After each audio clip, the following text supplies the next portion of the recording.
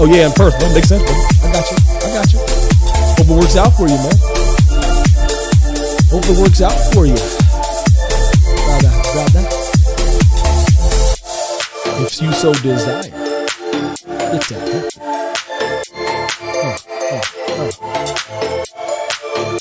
Woo!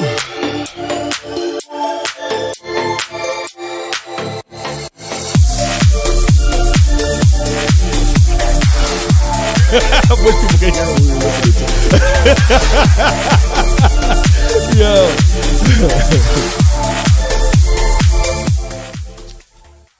Gather round, all you cow pokes. We are here. We are back with another rendition of the Meest podcast.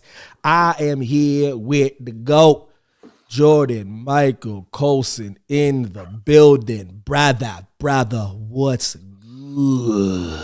I just can't seem to get over this cold, these allergies, whatever it is that's plaguing me. If there's any one thing in this universe that could possibly regale me, brother, could it be another rendition of Peebo Bryson? the Peebo barely even fried. Oh, there, suddenly I feel young, spry, lubricated, and ready to rock, brother. Peebo Bryson. Shout out to Wheel 5 Stud Muffin pulling up first. The Stud Muffin. Welcome. You know how we do in the very beginning stage of the Meest podcast. We try to get everybody funneled and filed in. Anybody that might be joining us on this beautiful Saturday, we do appreciate you on the IG. We do appreciate you on the main feed. But we are here right now to regale. We are here right now to warm up. The podcast is not really officially started. This ain't even going to be the part of the audio version. This is the fill-in funnel part. But first and foremost, while we filling and funneling in, brother, what's going on, Jamesy? How was your week, brother? How was work? How was things going? How's the fam? How's mommy and daddy? What's going on? The week was a little hectic. Gaby G's team, who you all saw Gaby G on the show last week if you tuned in, now 6-1. He's playing point guard now. Proud of the child. He's not a natural point guard, but he's cooking. 14 points today in the first game, doubleheader. Only scored 8 in the second, but they were up by 20, so he was wheeling and dealing. And one thing that's really cool, man, there's this kid named Otto on the team, never played before. He wouldn't mind me saying this because I tell him in practice all the time. Not a natural athlete, uncoordinated. Got his first bucket of the year, and the crowd went nuts. And that's what the game is all about. We tend to forget, Evan. I know the All-Star game is this weekend, and the festivities are tonight. Everybody wants to be a superstar. Everybody wants to be Pat Mahomes. Everybody wants to be Steph Curry nowadays. Everybody wants to cook. But what about it? What about the kid who just wants to score one basket one time, and it's like the greatest thing in his day? And by the way, it's not like he's just like some worthless kid. Like, he's actually been working to get better and applying the things that he did. So he hit my little bank shot from the left side. So you already know, near and dear to my heart. So shout out to people who discover like their athletic ability or like actually enjoy sports in its purest form, and not just sports, like whether it's art or whatever it is that you do that you truly love and it's something you work for. Still the most beautiful, pure form of entertainment. And we don't celebrate that enough. Someone who's like not the most naturally gifted, but they work. Yeah.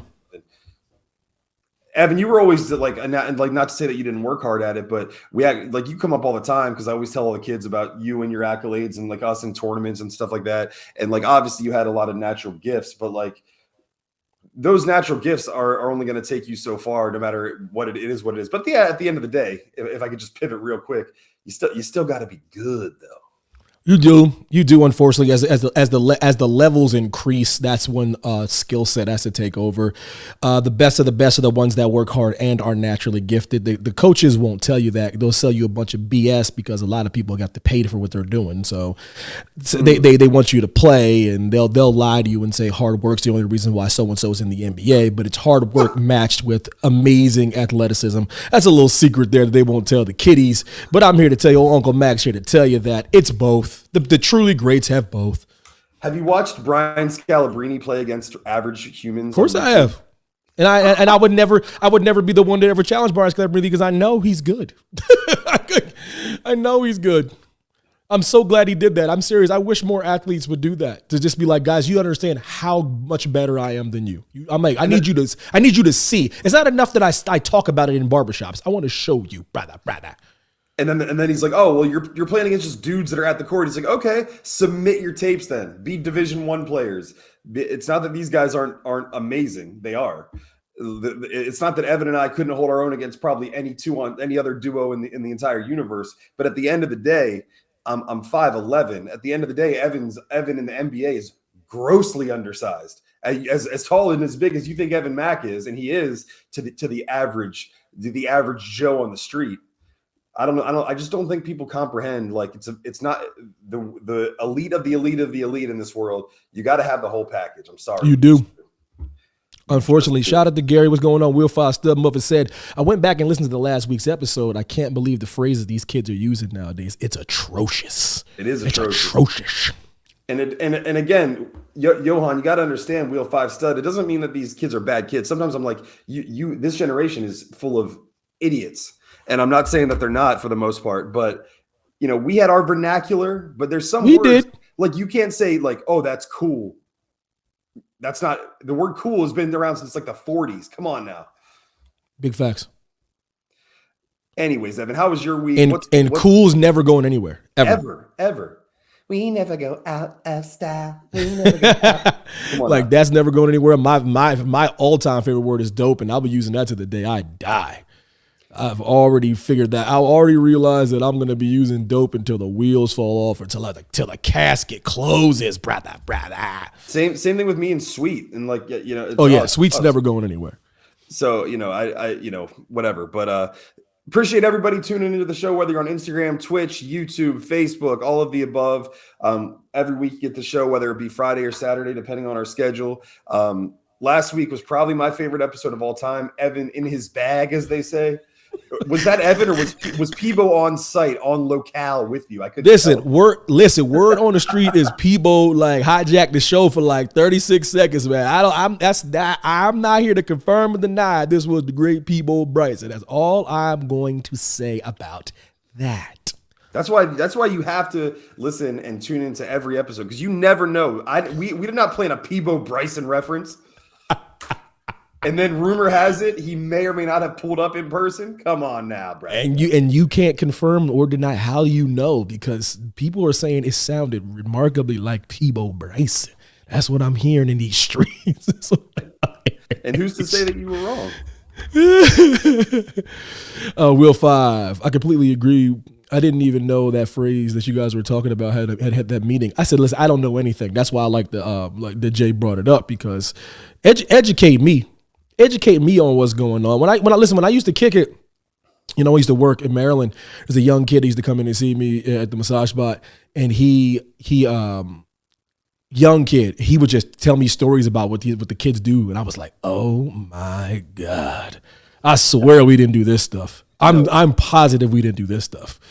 Lord have mercy. The kind of parties this young man was talking about were just stuff of legend. But anyway, it's neither here nor there. Kids nowadays, of course, like, whatever happened to just stealing some of your parents' liquor out of the cabinet, filling it back up with a little bit of water? Nowadays, they lick toads and weird shit like that. Tide Pods. I can't believe that was a real thing. I can't believe Tide had to put a disclaimer out there. I can't believe it, man. They're like, we just make detergent. They're like, by the way, don't eat this. I can't. I don't care if one kid did it. That's too, quite frankly. I don't either. That's one too many. What are you doing? Oh, my God. What did you think of the Super Bowl? Great. Rigged. Terrible game in the first half. Absolutely an abomination. I was actually celebrating the people that overpaid for it, having that shitty game, and then I said it out loud, and then the game turned good. Then it turned to a great game. It was a great finish, great final 2 quarters. Patrick Mahomes, 8 for 8 on the last drive. 8 for 8. Incredible 2 first downs with his legs. An incredible performance by the young man. To me, the best performance, clutch performance of his career to date was that, because he had to have it. Couldn't make any mistakes, and he got it. And it was a masterpiece. It was. Listen, what am I supposed to say? It's the number 2 quarterback of all time, and I stand by it. Yeah, and another thing is, Evan, you stand on business. You stand on business. Okay, sure. Okay, sweet. I'm just gonna go jerk it in the background. That you can't just say like I'm serious or I mean what I say. I stand on business. What business do you 12-year-old some bitches stand on? By the way, I stand on it. Okay, cool. I'm hearing a little bit of a few rumblings from the Super Bowl before we move on, because it's been a week, but a lot of people are saying that McCaffrey should have won MVP. Guys, we know that's a quarterback award. We know the losing team never gets it. Second of all, if you were going to give it to anybody, I thought Hurts could have made a case just a year ago for the Eagles. One bad play. Mahomes didn't even have the ball that much, if I'm being honest. And then now, if you go back and watch the mic'd up, Kyle Juszczyk and I think Bosa were like, oh, so even if we score, they get the ball. They're like, I did not know that. Mm-hmm. So, I mean, if you're in the NFL, you have to know the rules. But the overtime rules changed. I think that ultimately that is for the better. What say you about the overtime? Did that play a factor? Did the 49ers fumble the bag, brother, on the The one thing I've always been clamoring for was a change in the overtime rules. They finally got it the way I wanted them to have it. Both guys possession the football and less a defensive score. I'm cool with that now. You pick what you want to pick. You pick your poison. What cost them the game to me is that 4th and 4 that Kyle Shanahan didn't have the guts for Brock Purdy to go for. Sure. We can talk about whatever you want to talk about. It's 4 yards for the Super Bowl. You got to have some guts for the young man. Let the young man turn it loose. If you lose that way, you shake Mahomes' hand and you go about your business. But when they kicked that field goal, I was like, nah, nope, game over. I was watching NCIS marathon during the Super Bowl. Well, you're ridiculous for that. Johan, hugs and kisses, but are you out of your mind? I'm gonna take your whatever citizenship you have for this country. I'm taking it away from you. Kind of bullshit is that? Is that the contrarian point of view where our close personal friend Wheel 5 Stud just wants to be a contrarian and be like, I didn't even watch it. But if for he's nothing doing else, you're being CM Punk right now, and I know you hate him, but if for Johan, you could have missed the Dung King commercial part 3 or part 2. So shame on you for that, just for putting that out there in the zeitgeist. The greatest Super Bowl commercial in the last decade, and that's minimum a decade.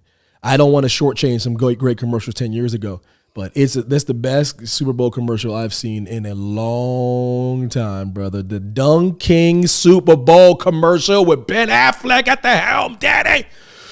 The great Ben Affleck, the underrated Ben Affleck.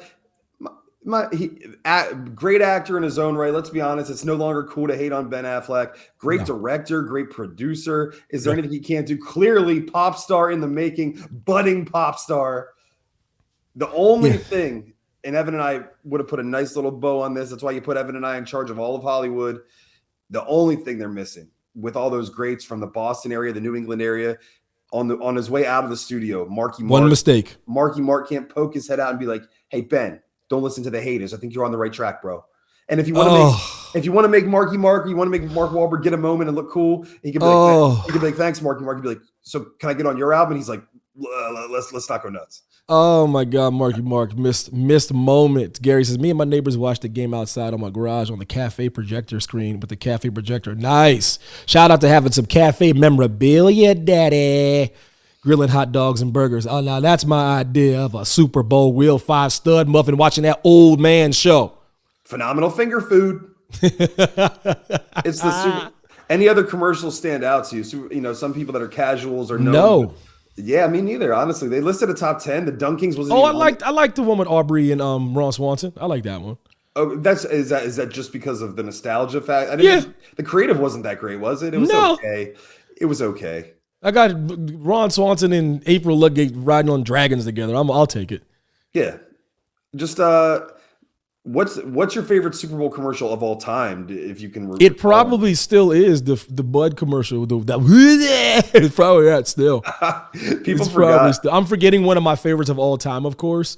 Oh, you know what? In the greatest commercials I've seen of all time. Do you remember that? Do you remember that freaking Doritos commercial, like the time machine commercial? Of course. That is one of the greatest commercials. That is beyond genius. Beyond genius. Absolutely beyond. When he the kid's like, it's a time machine, it's powered by Doritos, and he's making all the sounds. And then, and then the guy comes and looks, he's like wearing the same shirt as the kid. He's like, you're so old. That commercial is gold, yo. And Gary, you out of your damn mind saying the halftime show sucked. You are out of your mind, man. Usher, if you don't like Usher, say you don't like Usher, but don't say the halftime show wasn't good. You're very much alone. I'm just wanted you to know. You're showing your age there, kind sir. If you don't like Usher's music, you can say that, but don't say the show was bad. Who the hell do you want to perform? Usher brought out everyone we clamored for. That's what I'm not going to just gloss over that I threatened Usher's life. I'm not going to gloss over that I threatened his livelihood and his reputation. I told everybody I was going to come after him and choke him out, put him in the $1 Million Dream. And he said, Evan, I'm going to bring Lil Jon out. I'm going to bring Luda out. I'm good. Yeah. And Evan's good. I didn't need Alicia Keys ever, but that's fine. That's neither here nor there. Did you hear the people were like, Swiss Beats finally commented because they were a little too cozy together. I'm like, that's the song, dumbasses. What are we doing here? And you guys are so stupid. That's the song. It's called My Boo. It's the song. They do that in the music video. The thing they did on the stage is exactly what they do in the music video. I'm not joking. Exactly. It was a recreation of the music video.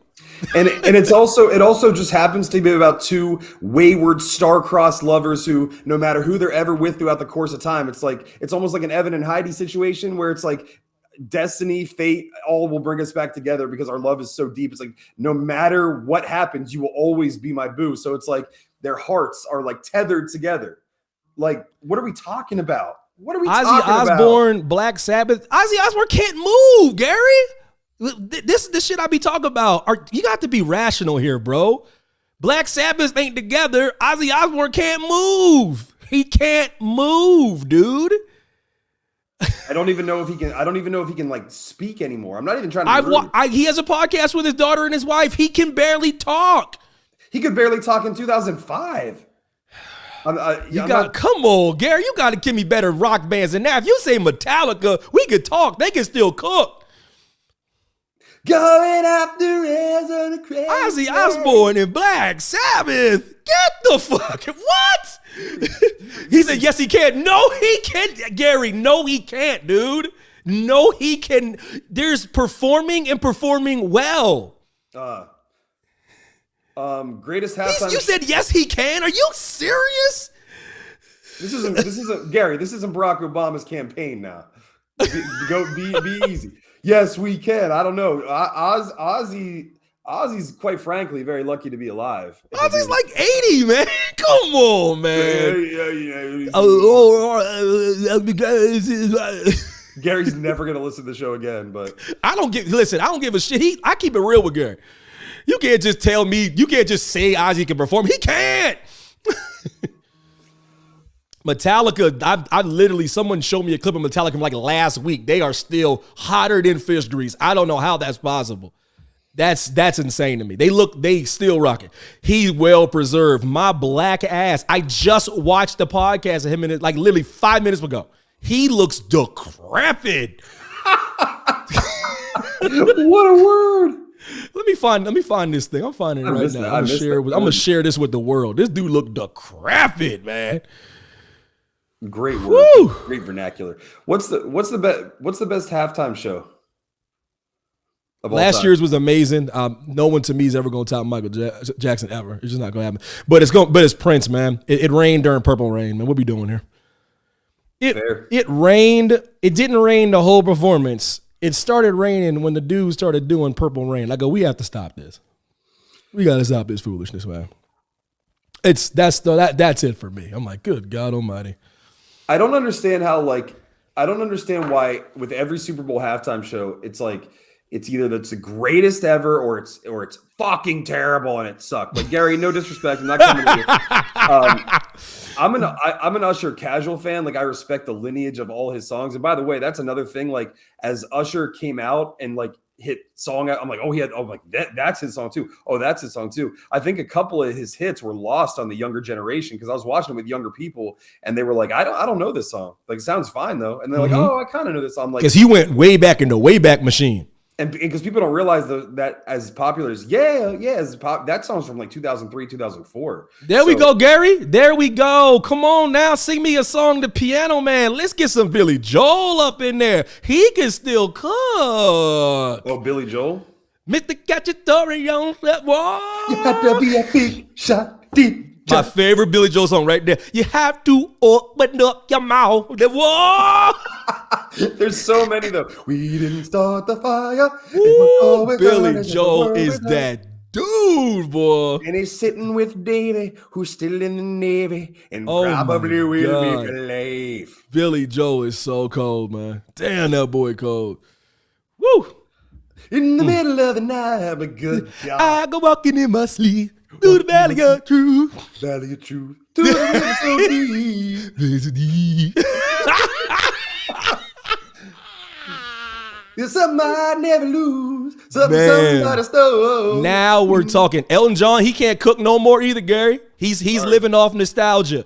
He can't even. He sits his ass down on the piano. He gets up, walks to the end of the stage, sit back down. His songs are great, but he can't do it like he used to. He taking all people's money, but he can't sing it.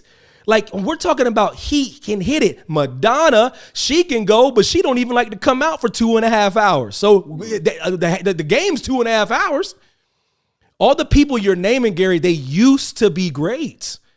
In order to consider yourself an all-time great, to me, if you cannot perform your duties adequately like you did back in the past, you do not deserve to get the money and the adulation that everyone else does. You have to move aside for a younger generation. Some of those people you named, dude, your brain is telling you they can still go, but they cannot. Madonna's fine, but she's getting sued right now for coming out 2.5 hours late. I don't want to see that, man. Who the hell do you think you are? To the point where your fan sued you. I spent literally months saving up for my mom to go see Madonna. She only wanted to see Madonna. This was 15 years ago. Damn. I spent so much time trying to get her to go see Madonna in DC. I got her a ticket to go see Madonna in DC. She goes down to see Madonna. Madonna did not come out then for 2 hours. She had a DJ play for 2 hours. My mom's messaging me like, Evan, Madonna's singing out. I go, who the hell does this girl think she is, man? But people want to judge Taylor Swift. She gives you everything she got. Everything she got. Madonna, you are never going to be on that level. I'm sorry. No way. There's a reason why. I'm sorry that your performance matters. People spend their hard-earned money on this shit, man. 2.5 hours? That person very well might win that lawsuit. They might win that. I hope they do to set a precedent for everybody who's ever tried to pull that diva bullshit. Who do you think you are, man? Man, playing some DJ for my mom's like, Evan, she's been playing a DJ for 2 hours. I go, what? Even the DJ's like, what the hell are we doing? Man, get the hell out of here, man. Get your ass out here. Let's go. Shit. DJ got us falling in love again. You know what I heard the dude show me the Metallica thing? He said Metallica came out and played for 3 hours. Okay. They would just kick sleep with one eye open. You damn right, Will Five Stud. Taylor Swift not make my cup of tea, but I respect her work ethic and respect that she has for it. You damn right. That's the only thing that matters. I don't give a damn what you did back in the 80s. If you cannot channel that in the 2000s, move aside. Yeah. Move aside. I'm not a J-Lo fan, and I think Shakira carried that show, but J-Lo still looks the part. She still can move. Yes. She sings well enough. Yes. I'm a Shakira fan, and one thing I'll say about these two, like, because they like to tour and they still like to be active. Like, half the reason you go is because, and women too. So I'm not being sexist. The women I watched that show with were like, I want to see how good they look, and they're like, oh, they killed it. They look great. They know their market. They know that their fan base, and they're like, people want to see us do our moves and everything, and like, so they killed it. And they're like in their 50s. So it's not that you can't do it. I mean, but 50 and 70, I don't know how old Ozzy is, but 50 and he closer to 80 than anything I know. He's been around forever, man. He can still do it. Get the hell out of here. Ozzy Osbourne ain't Ozzy Osbourne no more. Are you crazy? 75, man. Get the hell. Who would be a dream halftime scenario for Evan? You can pick up to like 2 headliners and some special guests. I need Gaga. I need her. She did it recently and did fantastic. Yeah, I need Gaga. I need Gaga to be there. What year was that? Was Patriots Falcons? That would have been 2016ish. That's not that is truth, man. Damn, that's like damn near 10 years ago already. Yeah, but I love System of a Down, man. On the real, that's like my favorite band probably ever. Yeah. like metal band. Yeah, them boys is If I had my druthers, give me System of a Down out there, boy. Another thing you have to think about is Imagine Dragons could do it. I know that's one of your bands. Well, you know where I'm at with that. I can't believe they haven't been tapped to do that already. Seriously. I heard them live at Hershey. I was like, oh, good God. They sound damn near the same. The best. But the one thing you have to realize too, like it has to be an acoustically pleasing environment for your, like Usher is already at a disadvantage because he has so much choreography and so much movement. So he's got to have a backing track. He's got to have the backup singers, and he's still got to have a live mic. Like when NSYNC did it, they could handle that. Britney couldn't. Britney was probably basically just lip syncing if she even had a live mic. She always lip syncs. So yeah, so you have to understand that too. It is not an acoustically pleasing environment. They found ways to tweak it over the years. It used to be awful as far as the acoustics go. So like the rappers never do that well. That's why it was pretty bold to have all like the Death Row guys a couple years back. If you actually listen to the mix, they didn't sound that great. I think that was a nostalgia thing. People wanted to see them all together. It was cool. I didn't hate on it, but I thought Usher did about as well as you could hope. He looks great. He moved very well. You know, I think he did about as well as you could do. And I do, baby. So many hits. Whether you like Usher or not, I mean, a little bit of respect. How did you feel about the ratio of Taylor Swift's on-screen time? Allegedly, it was less than a minute total. 57 seconds, man. There's nothing you can say. It was 57 seconds. I'm not talking about an estimation. I'm talking about an approximation. She was only on the screen for 57 seconds. That destroys everyone's narrative right there. Destroys it. 57 seconds in a 3.5 hour span. You know what I could do without, though? And I 100% obviously agree. Like, that takes a large shat on everyone's narrative about them. Gary's still on this shit. Ozzy did have time to it. How was it, bro? How was it, though? How was it? If you're an Ozzy fan, I'm sure you loved it. Gary, that's what I'm trying to say is your fandom is taking over what I'm trying to say, bro. What I'm trying to say is, did he do it well? Or is he just standing up there? Because that's what they do. They phone it in. It was great, he said. Okay. All right. Just like Ozzy of old, right? We will pull it up after the show. Of course we will. Come on, man. Come on, man. One thing I noticed during the Super Bowl and then after, and I was watching with some Taylor fans, and that's cool. Again, if somebody or some artist or anything brings you joy, we're not here to shit on that ever. Like, if something brings you joy, we're happy for you. There's very little joy. Happy for you, but I'm gonna still say my shit. Of course we will, because that brings us talking shit and brings us joy. Newsflash. Yeah, but you can. I'm never trying to talk somebody off somebody they love, but I'm not gonna sit here and let you tell me Ozzy Osbourne can still perform like he did 30 years ago. That's ludicrous.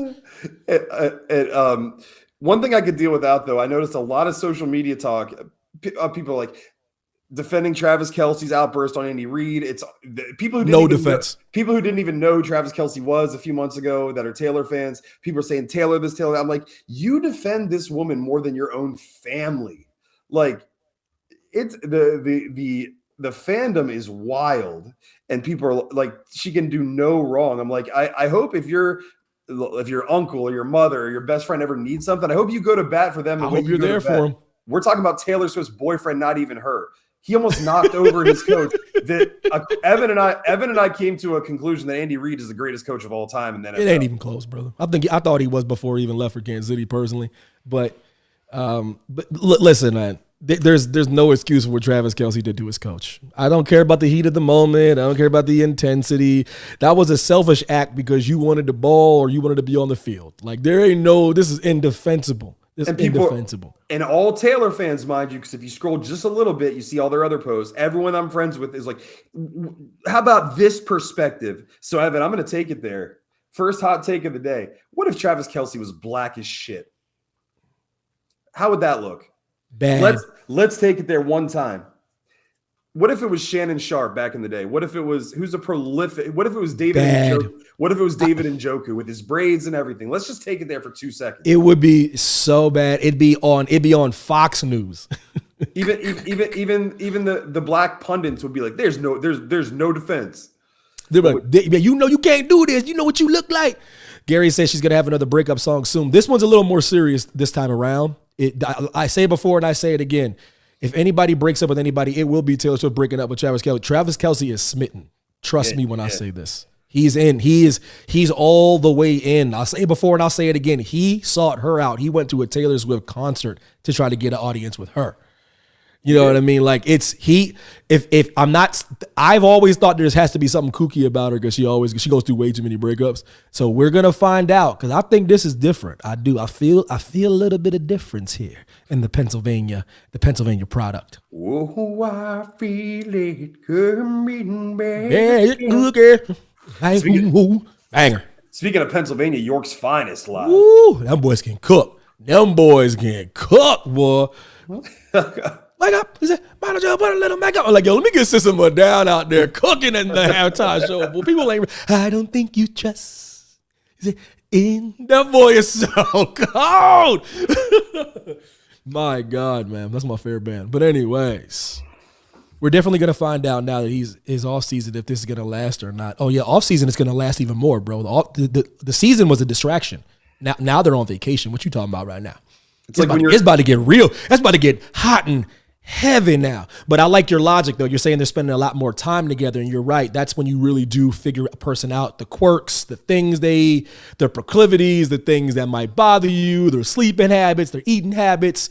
You know what I mean? So I know what you're saying, Will Foster. You're talking about now he's getting out of the honeymoon phase. I hear you, boy. I hear you. It's just like on all those Bachelor shows and everything else. When you live in that mansion and you're catered to 24 hours a day and the cameras are on and the producers are leading you to say nice things and you're smitten with everybody, it's not reality. So even as famous and as rich and as privileged as they both are, reality is about to set in a big way very, very soon. So I'm not rooting for them to fail or succeed. I don't give a damn. Yeah, you said, how about the Roots? They're a little boring to me, but they're talented musicians. I'd be bored, but they're good. To me, the Roots is like a great band that's like it's so and so featuring the Roots, or they're playing. I'd have them play at my wedding, but they're just boring to me. They're great on like a late night show because they can play anything. Yeah, Questlove. I'm like, it's just boring to me. That's all. But it's Evan, so boring. But Evan, you're black, and they're like a cultural group. So don't you have to like them? They can kiss my black ass. I don't like to be bored. He said black ass, so you know. I just don't like to be bored, man. They're very talented, though. Listening to them for 30-minute halftime show, Jay. See, like the white vert now. Maybe I don't even know if it's a fair comparison, but it's like, dude, Dave Matthews. I'm like, not for me, guys. Not for boring. Me. Great, but boring. A little baby. I'm like, okay. Eat too more. Drink too more. Now Crash hotter than fish grease. You've got your chain. That song is bad. I'm so sick right now, but tied to me tight. Boy, Crash. Ooh, listen, don't call it that Darius Rucker. Don't call him Hootie. He ain't been Hootie for 20 years. Ever. Damn it, Gary. And he's better on his own. Do not call him. That is there's no blowfish around that man. That is Mr. Rocker. He's not even in the ocean or the vicinity. Here, mama, rock me. That's rock me, mama, like a wagon wheel. He's song so is good. Shit. He has no business being a country artist. That song is so freaking good. It's so good. He said he didn't have to wake up. He been up all night. He said, lying bed awake and listening. Damn. To my newborn baby cry. Gary just disrespect. Listen, I'll tell you, I'm going to bring Darius Rucker on here and be like, yo, call him Hootie. He goes jump through the screen. There's a Key and Peele skit about that where he like freaks the fuck out at the concert. He said they just did a gig together both in Baltimore last month. I go, he doesn't hate him. I'm just saying he's not Hootie and the Blowfish no more. He's Darius Rucker. But he is phenomenal. He's something, man. I listen to him at halftime. Why not? You kidding me? You kidding me? Playoffs. And you want to talk about somebody who sounds exactly the same live, because I've heard him before. Jason Schaefer, our good friend, recorded a song with him and did live vocals for him at Hershey. And he said he's the nicest guy, best guy. He's like, he drinks the entire concert, doesn't miss a beat. I'm like, good for him, man, I guess. Cheese and crack. Some people just got it, brother. When you got it, you got it. Rock me, mama, like a wagon wheel. You rock me, baby. Ooh, hey, mama, rock me. I'm like, oh, shit. I remember when I first heard that. I said, who the hell is that? So it was like Darius Rucker. I said, what? I only want to be with you. Don't sleep on Hootie now. They're multiple times platinum. Now, listen, though, we can go back to Hootie. I'm just saying currently, because we can always go back because he got some tracks. Oh I want to run with you. I'm like, I bet you do. He's like, I'm not goddamn Hootie. I'm like, sorry, Darius. Yo, you know what's interesting? I wouldn't mind seeing Pearl Jam. They could still cook. Ooh. He there, shit about how to let her hold on, Jim. He here. I dare them to do like a whole. If the Super Bowl's ever in Seattle for some reason, to do like a grunge. Oh, they're pulling up. They're pulling up. You do like a whole grunge set. Yeah, let's get Green Day in there. Pearl Jam. Ooh. Green Day. I'm over here fantasy booking halftime shows. So let me get off this damn subject. Damn. Will Foss said, we were celebrating my nephew's birthday earlier today, and my mother had some old school music blasting her speaker. And music was amazing. How old school we talking though, young man? Yeah, a lot of people. What do you consider an old school? If you say something like the '90s, I'm gonna roundhouse kick you. That might be. At what point does a song become old school now? It's based on the era, so it is old school to you and I. '90s is old school to us. Ooh, old school. I know. Good. I don't feel good about that at all. But old school to my parents. '60s, man. '60s music, '50s music. Don't know much about history. Don't get it twisted. Diana Ross, Cool in the Gang. That is old school indeed, my friend. Very old school. Nobody actually likes that rap from back, that hip hop from back in the day anymore. Trash. Sorry, man. I'm sorry, man. I thought you tried to be a little diplomatic. Nah, I'm trying. It's the hip, they flip it, flip it. I'm like, hey, stop. Now throw your hands in the air. No. Stop trying to make me do shit because you can't come up with bars. No.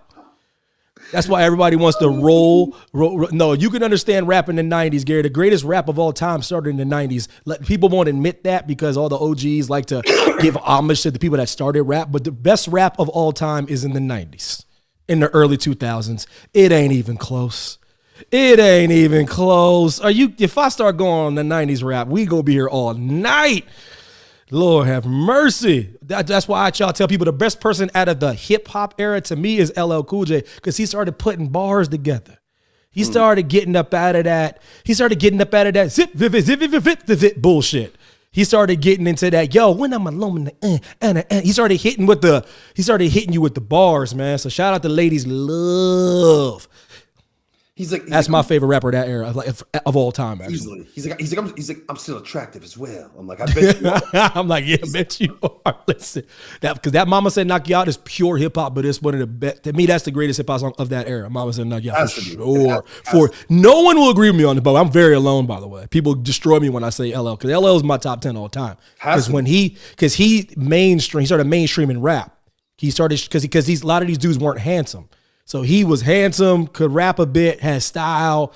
The freaking name means Ladies Love Cool James. Like he changed the game in so many ways. If he was here right now, he'd be like, thank you. He'd agree. A lot of people don't agree with me on this at all, but that's okay. That's all right. Eminem does. Praises him all the time. Yeah. But listen, man, but rock me, baby, like a wagon wheel. Why not? Oh my God. So listen. All right, y'all.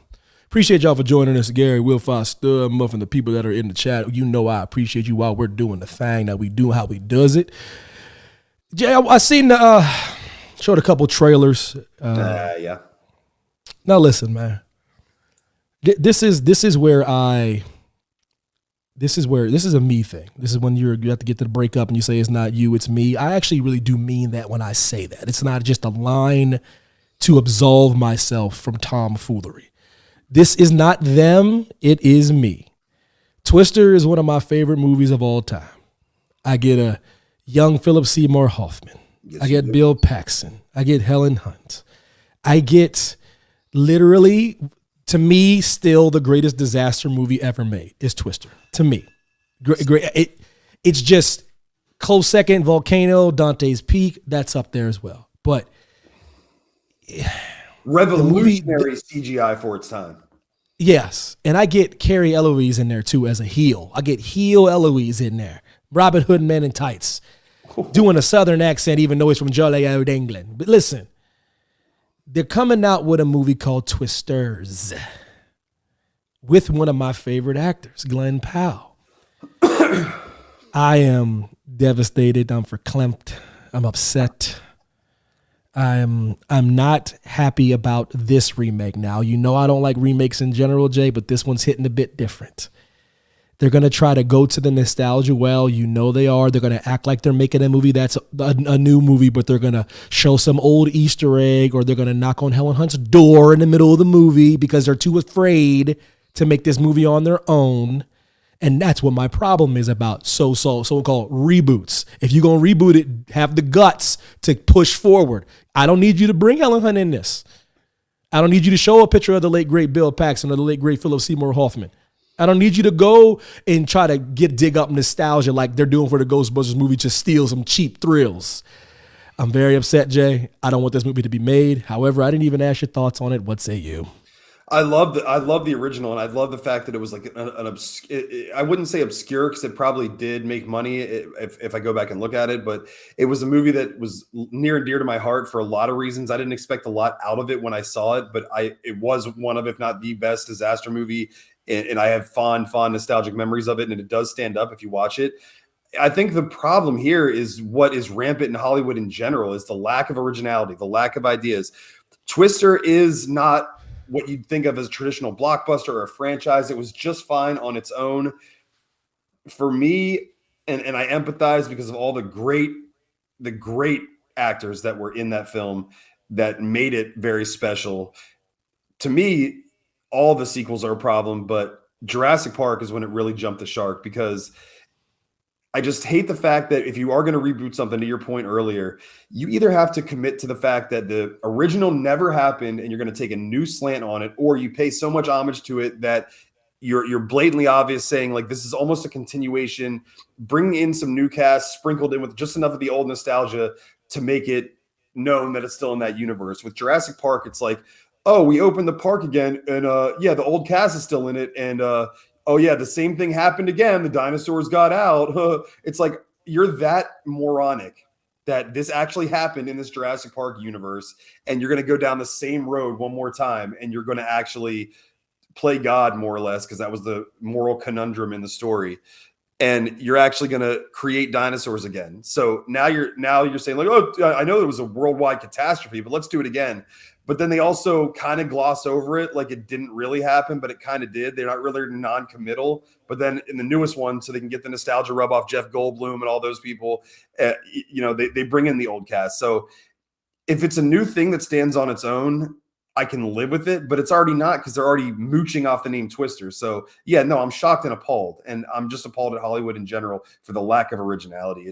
They have no balls anymore, no ovaries anymore to take a chance on something new. How do you ever know if it's going to be great? Something could fail, but you're never going to get anything new, great, and innovative if you continue to go to a well that's been dry for years. I'll bitch about it. I know why they do it. You just said why they do it. That's the main reason why they do it. It's fear, and I'm going to have to deal with it and accept it and move on. But I'm always going to talk about it when they remake something that I really, really love. And Twister was so unique too, just because, like, I'm sure there was disaster movies before, and of course there will be more after, but that's the first one that I remember growing up where I was like, it's such a spectacle. It's like, you know that it's something awful to see, and you can imagine yourself being in it, and it would be terrifying, but it's like, I can't look away. And like that feeling of awe and spectacle as a kid was like something very, very special. And they just shit on all of it. Like this is why we can't have nice things. Twister in 1996. Damn. Yeah, only a 6 out of 10 on IMDb, but we don't trust that. Do you care to take a gander or guess as to the box office gross? Give me under 100 million. 80. Oh my God. 86. Wow. Okay, so we're gonna have. Was it a hit? 495.7 million at the box office. It was a hit. I didn't know that was a hit. Second highest grossing film of the year. Oh, it had to be. Wow. Speed was the same year. Okay. And number I did not 2. know that was such a hit. I'm glad it was. This is when CGI started cooking, but I still didn't think that was going to resonate with people. Helen Hunt and Bill Paxton, they drew. That's crazy. No, they did. Because the other actors that I'm mentioning, they weren't on that level. Philip Seymour Hoffman was just getting started. Carrie Eloise was only known for cult movies like Robin Hood Men in Tights. Like, so that means Bill Paxton and Helen, they drew, and the Twister, it drew. I remember the trailer. The trailer was amazing. They put the cow flying around. They marketed it well. The great Jerry Bruckheimer produced that movie though. Yeah, so think about that. He don't have flops. Jerry Bruckheimer don't have flops. I'm telling you right now. He just don't. So if I told you Twister was number 2 of the entire year of 1996, can you guess the rest of the top 5? Because it's very interesting. Speed is definitely on there. Speed is the Rock on there? Or is that 95? No, the Rock's at number 4. Ooh, look at your boy knowing this shit. Speed was the previous year, so that's the only Rock's on there. Yeah, the Rock Twister's is on there. Yep. The other 2 is episode 1 on there? No.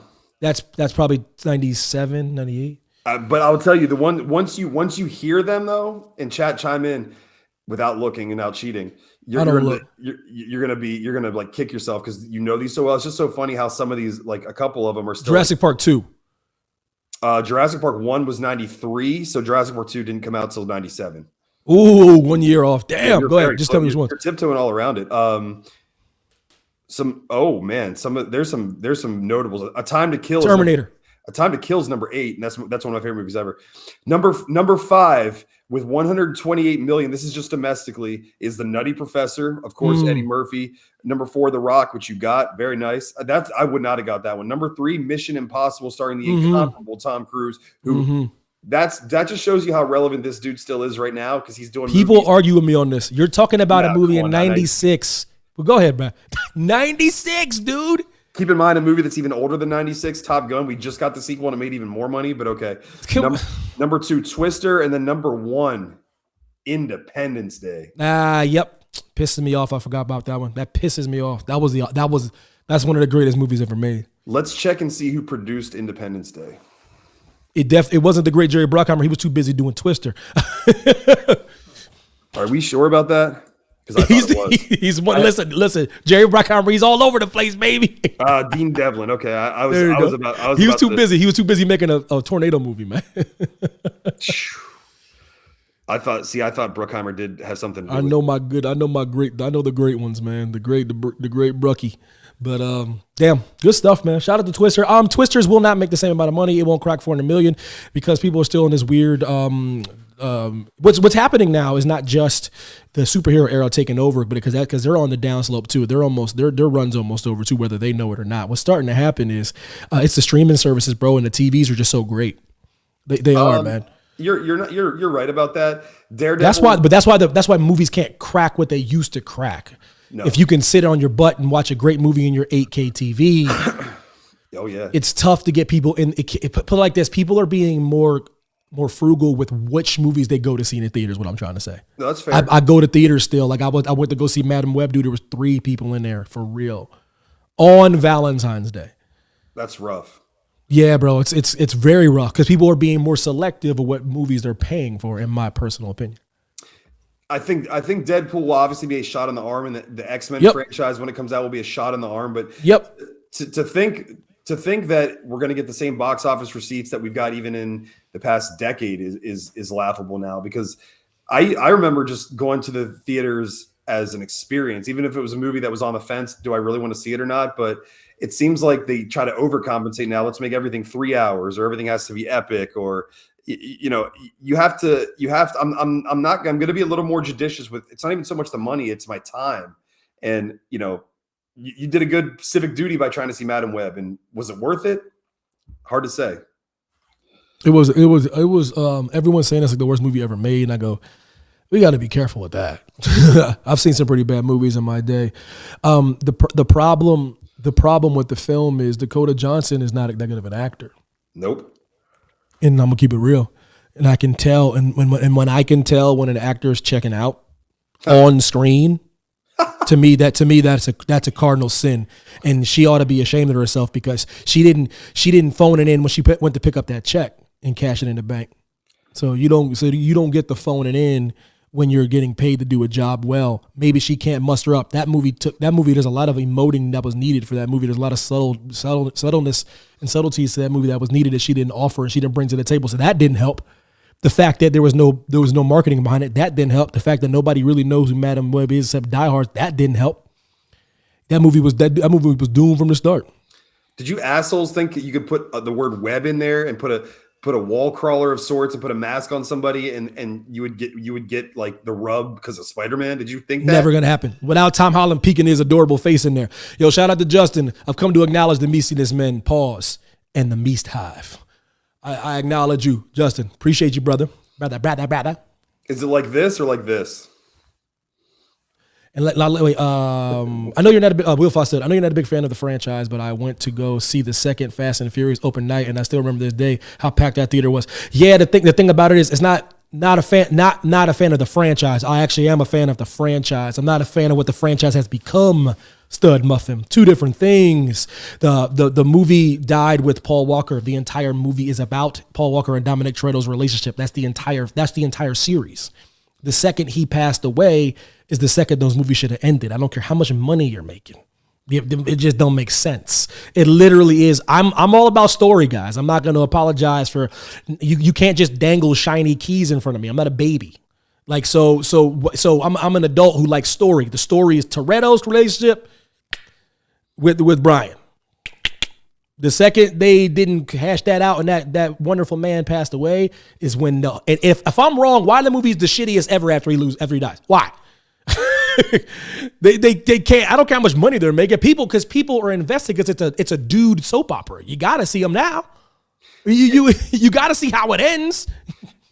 It would be like if you're a fan of the NFL and all of a sudden you tune in and see Patrick Mahomes and you see Travis Kelce flying around and solving crimes, you're gonna be like, I don't hate these guys, but where's the football? Like the heart of what those movies are about, whether it be family and the relationships, and from a narrative point of view, and the illegal street racing and finding ways to race and maneuver. And yeah, they can do some criminal activities and they're misunderstood, and that's totally fine. But when they become international men of mystery and spies and superheroes, it becomes a different story altogether. They're different characters now. Ludacris, not one montage of Ludacris learning how to fight. He's not. When did he become Jason Bourne?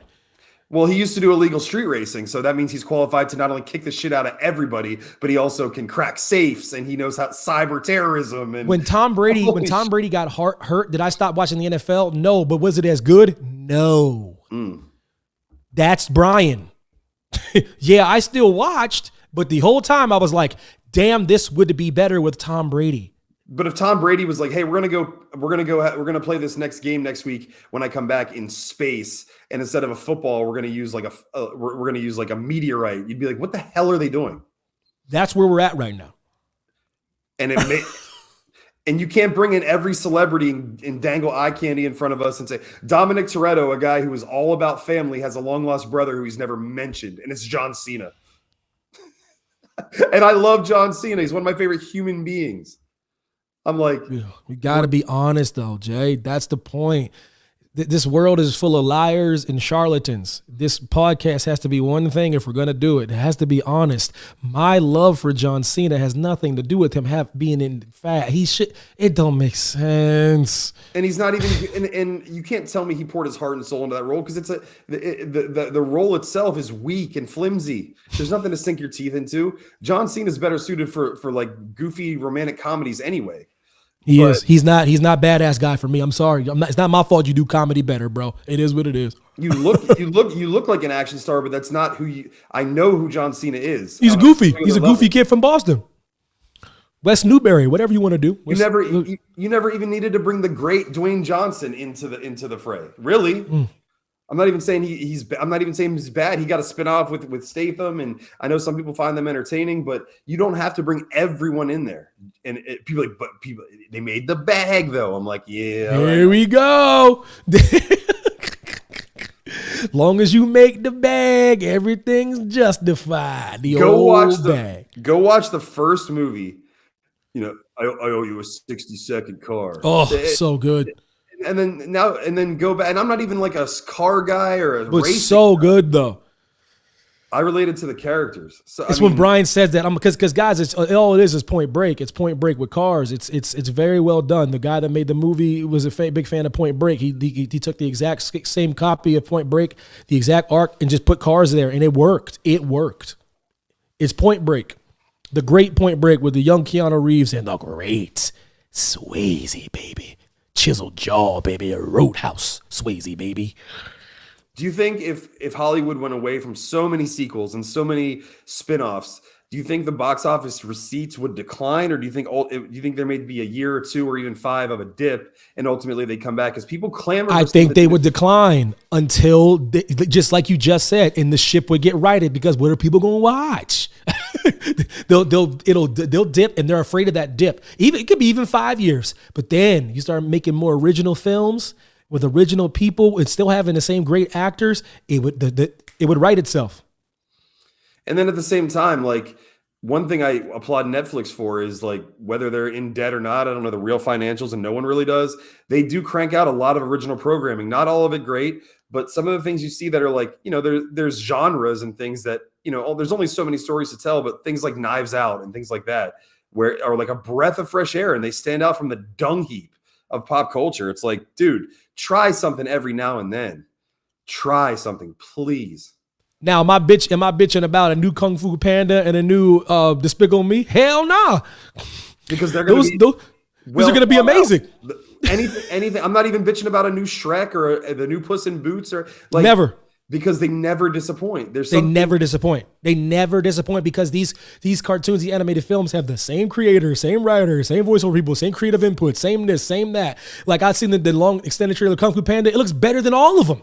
It looks better than all of them. And where a lot of animated movies go wrong too is you rest on your laurels and you say, now if CGI is better, we'll show this flashy, shiny new toy at you, but you can't make that at the expense of taking 2 seconds and just a couple bucks for a pencil and a piece of paper with some good writing and some good character development. You reestablish the character.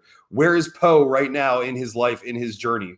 At what stage of his life? That's why Shrek was so brilliant. When Shrek had the babies, and he's like, I don't even know if I want to be an ogre anymore. And then he's like, oh wait, I do want. Now I don't have any edge. I've lost who I am. I'm a father, and I love my kids, and I love Fiona, but. And like, this is an ogre, a fictitious ogre we're talking about, and I'm feeling emotional. Tugging at the heartstrings. Shout out to Monteezy. What it do, Teezy, baby?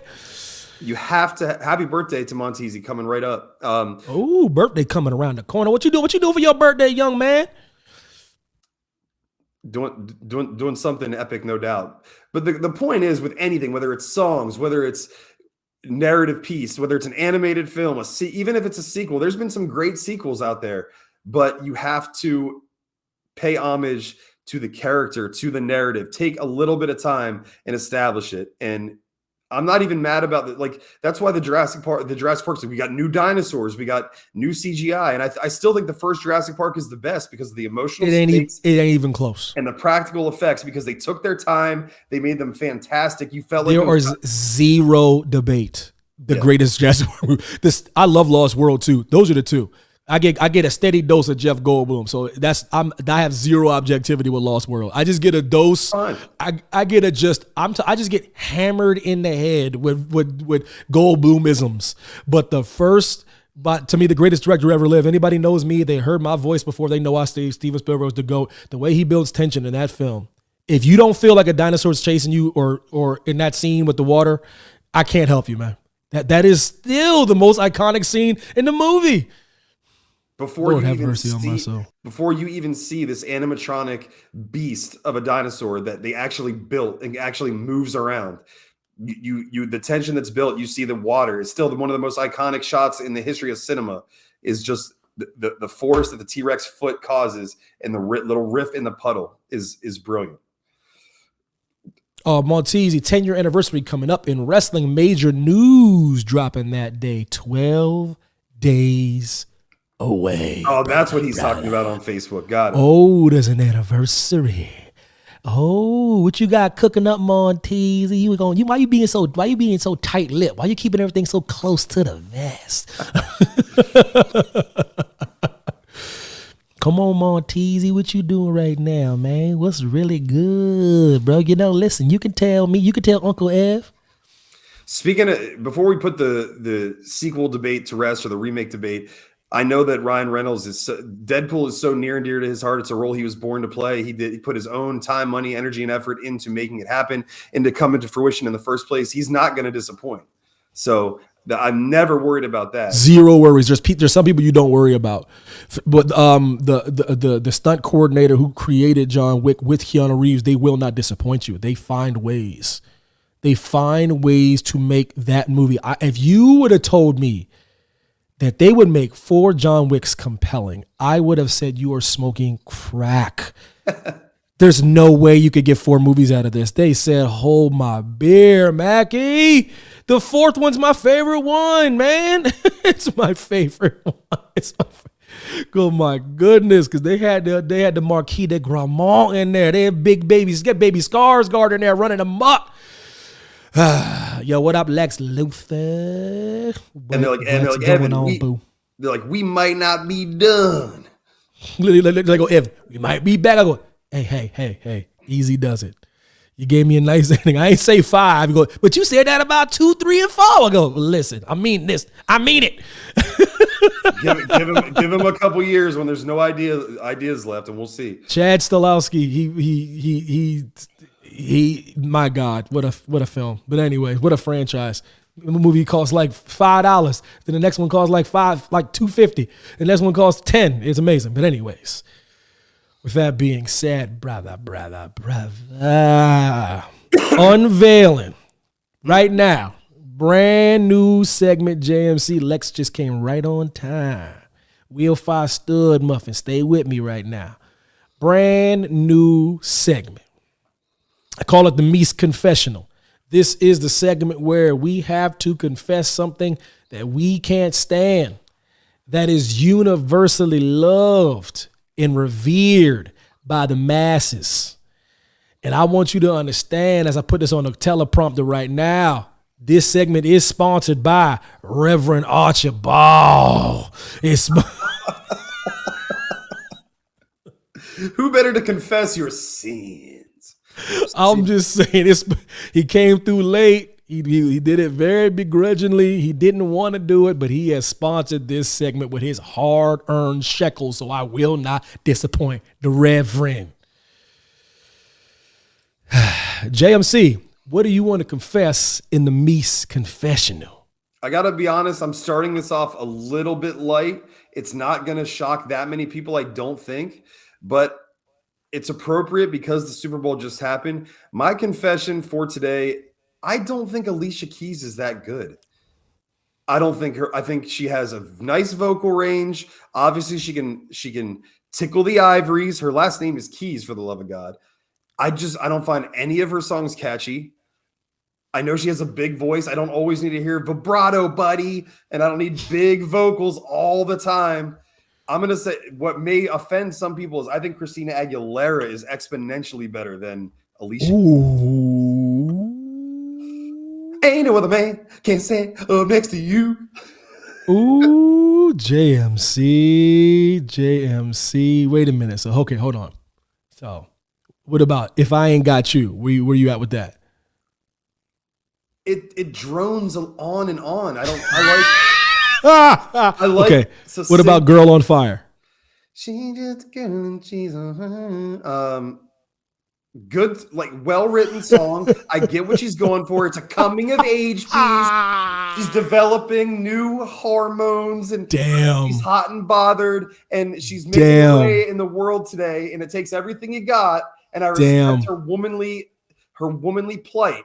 I respect it. I just don't. Will 5 Stud agrees with you, by the way, but I'm gonna keep letting you cook. What about the coming out 2001 Fallen? Where you at? That's the song I like the least. Oh. I know she can sing. I know she can do this and this.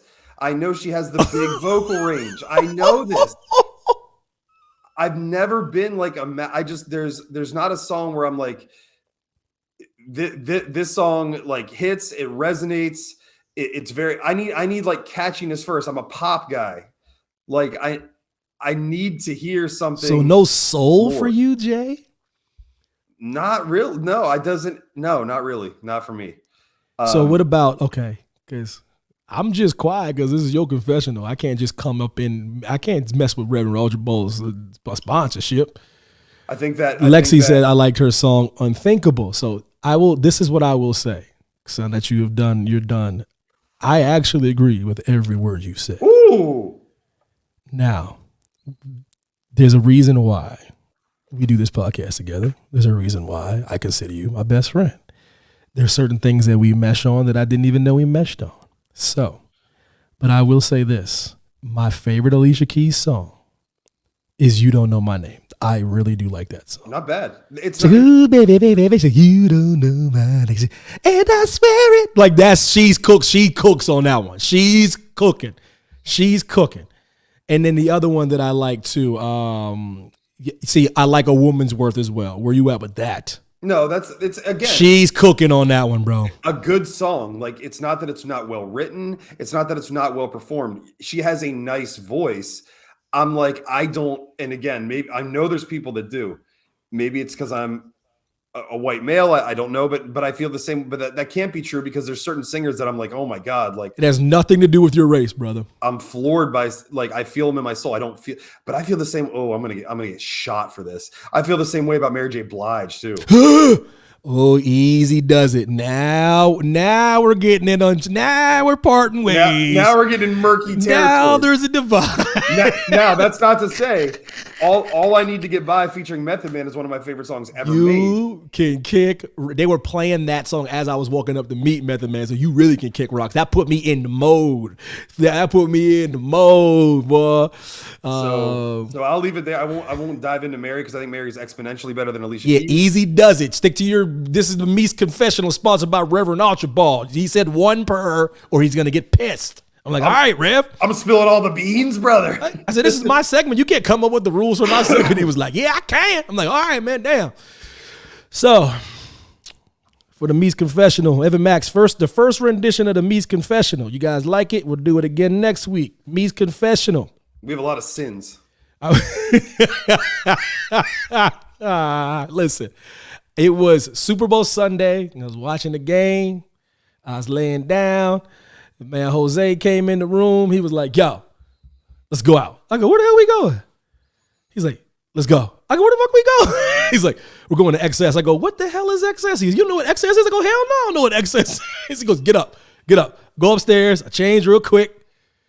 I get down. We go to XS. It's not open. I go, we ain't getting in this damn place, man. It's freaking Super Bowl prices. There's like a $3,000 for a table. So he goes up to the line and he's like, are we getting in? And the guy was like, I can't get you in. I go, yeah, that's what I thought.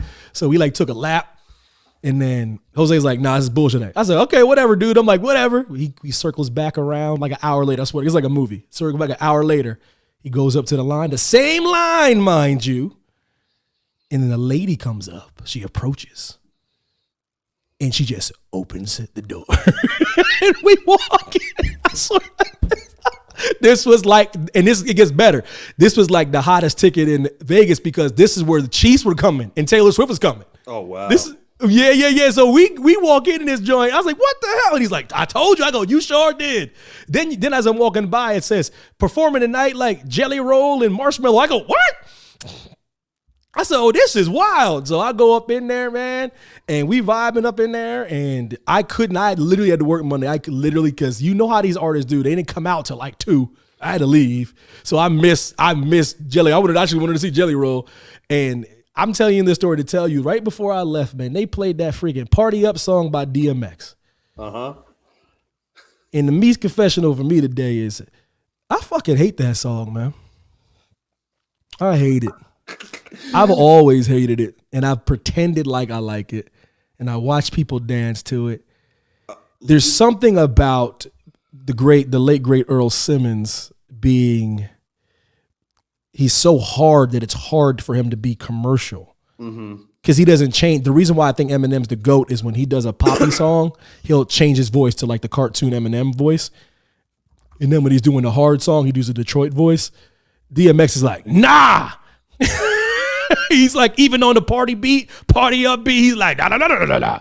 Words of my mother. And da, da, da, da, da. Like, and I hate that damn song. I absolutely loathe it. I think it's the worst DMX song ever. Ever. Shout out to Jelly Roll, Lexi. Let me ask you two questions, Evan.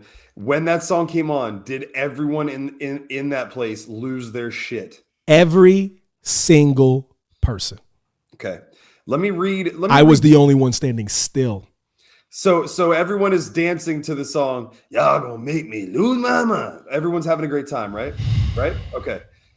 Let me just regale you. Here's verse 1. If I got to bring it to you cowards, then it's gonna be quick. All right.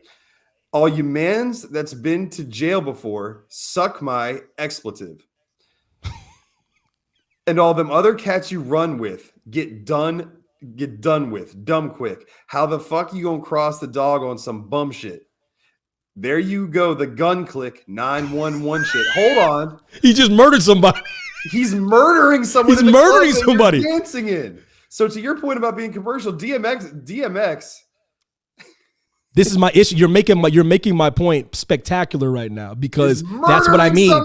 He's murdering someone in the song.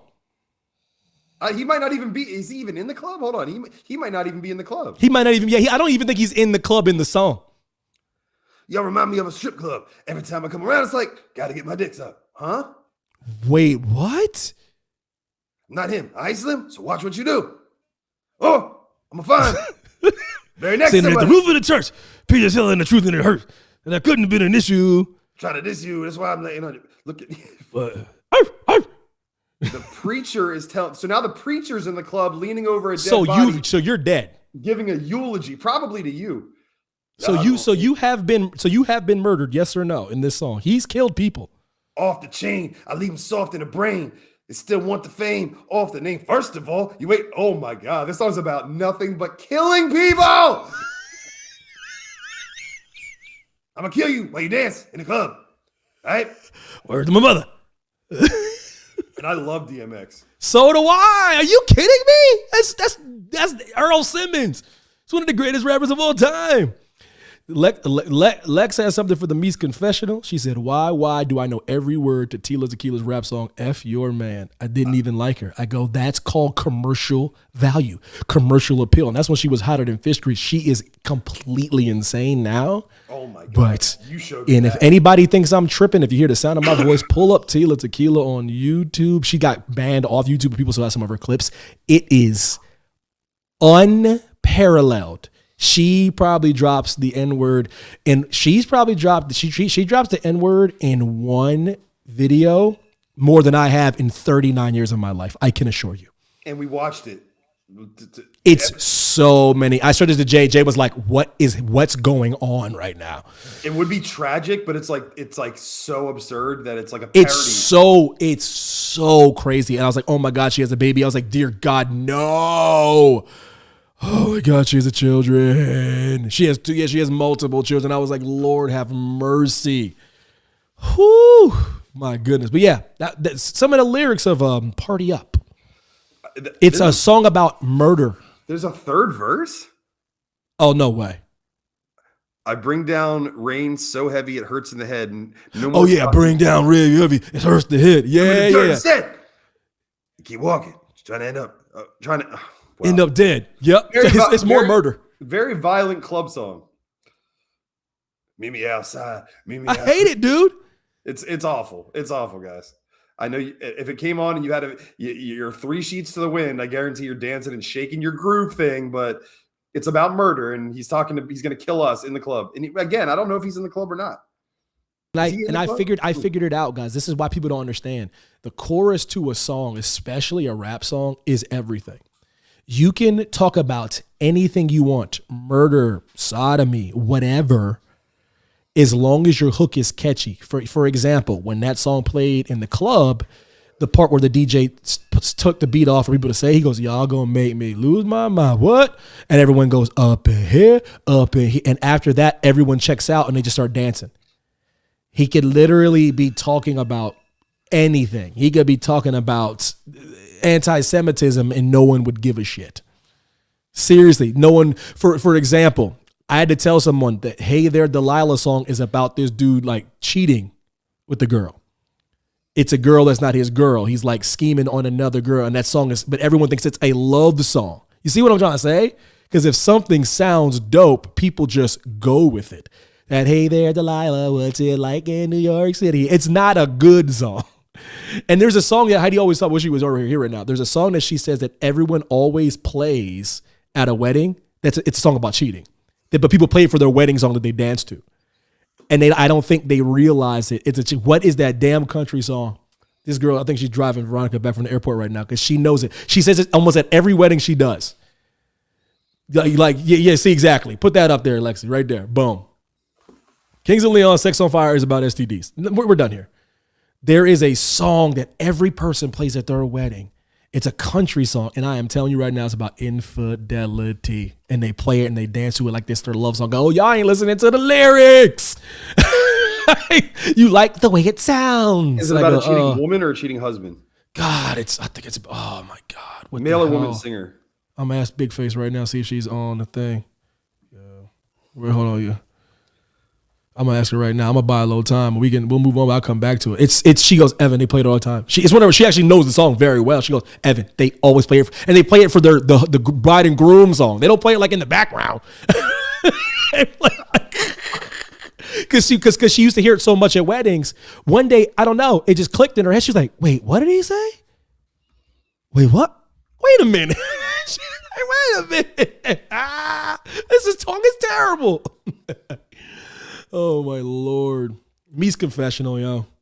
Thanks, Reverend Archibald, for the sponsorship. I appreciate it, man. You had to go out your way to sponsor this segment. You are far too kind, Mr. Archibald. So kind. We're 5 stud muffin. That's such a good point. My dad always said to me about any song, listen to the lyrics. It may not mean what you think. It means you have to listen to it. Absolutely. Shout out to your dad, Will 5 Stud Muffin. I know you guys like the way it sounds, but they might be talking about something very, very uncomfortable. Ring Around the Rosie's about the bubonic plague, ain't it? I mean, Kings of Leon, if that's the same one I'm thinking of, that do Sex on Fire. That song is really good. Aren't they also the ones that do Lips of an Angel? That he's like, my girl's in the next room. I'm like, Jesus Christ. I'll put it out here right now on the Meest podcast. The greatest song about cheating is Thunder Road by Garth Brooks. It ain't even close.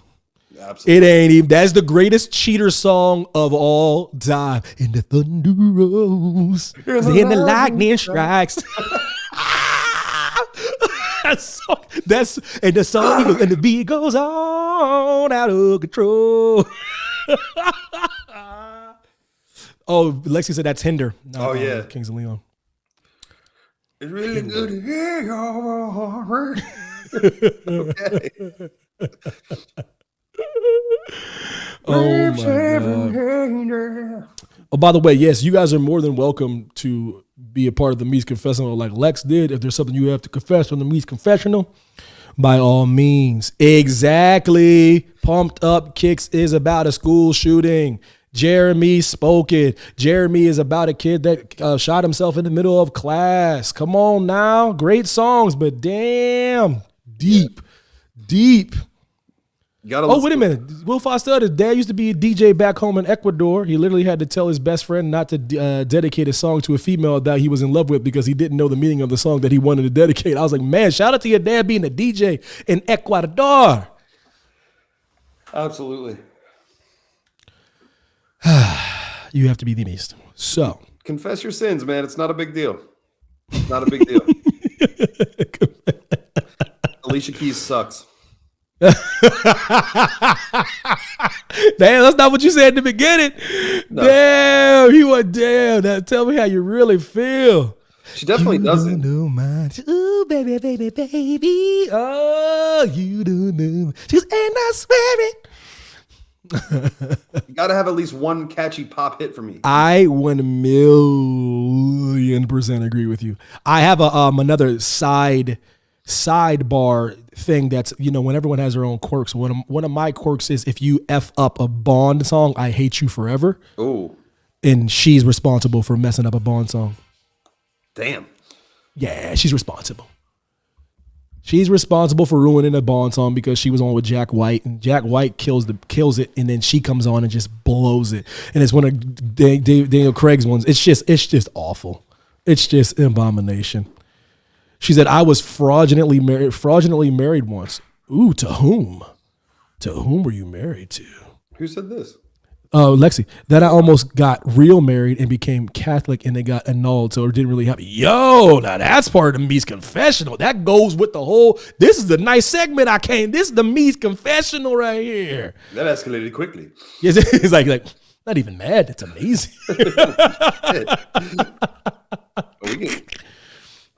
Damn, now that was some dope Meest confessional right there.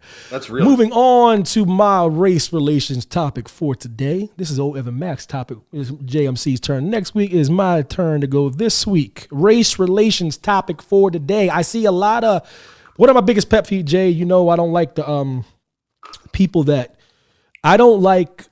people that aren't black who take a stereotypical way a black person talks and equates that to how we talk, and then therefore you like a black sense per se.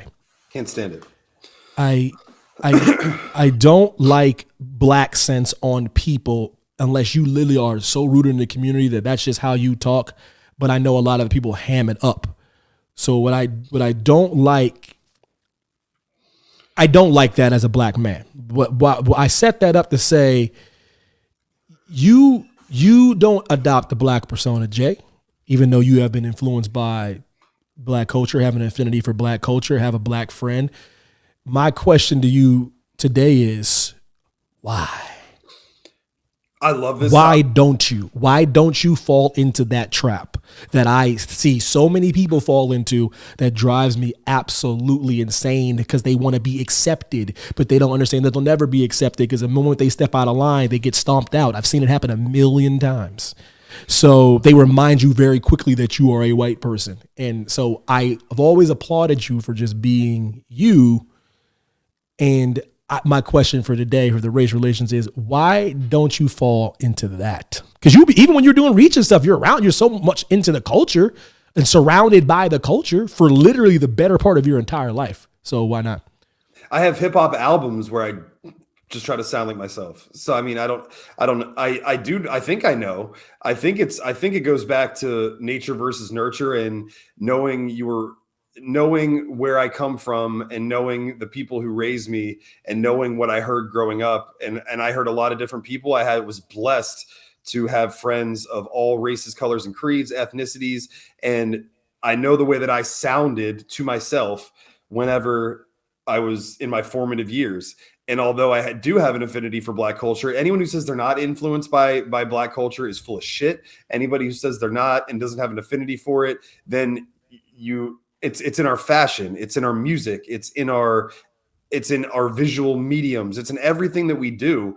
I always, if I'm just being completely honest, I always thought like black athletes look really cool when they do stuff. They sound cool. Their music sounds cool to me. I can relate to it. There's a story being told. There's characters that I can relate to. Eminem even said like hip hop made me feel tough when I wasn't.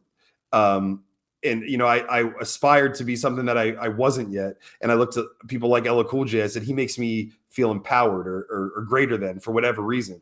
So it's something that I admired and I wanted to implement elements of it into my personality. But I also know that it's disingenuous to pretend that you come from everything that is the same from what you're seeing. I grew up in a middle-class neighborhood. It was far from the ghetto or the hood or anything like that. We struggled like anybody else at times.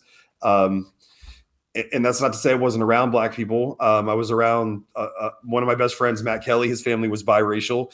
Growing up a little bit older, got to meet Evan and everybody at the Y. And I think it was just being instilled with values from your parents or your support system that says, you know who you are and you stay true to who you are, respect everybody, fear nobody, and just try not to be an asshole and shit on anybody else. You can admire people. You can implement things that you feel amplify your personality. But at the end of the day, you are you and everybody else is everybody else, and respect it, admire it. But to say that, to try to be, I feel like it's disingenuous and it's like you don't really know who you are and you are attempting to be somebody to garner a reaction or to make yourself to compensate for some sort of insecurity or some shortcoming because you're not confident or you're not content with who you are, or the way that you were raised.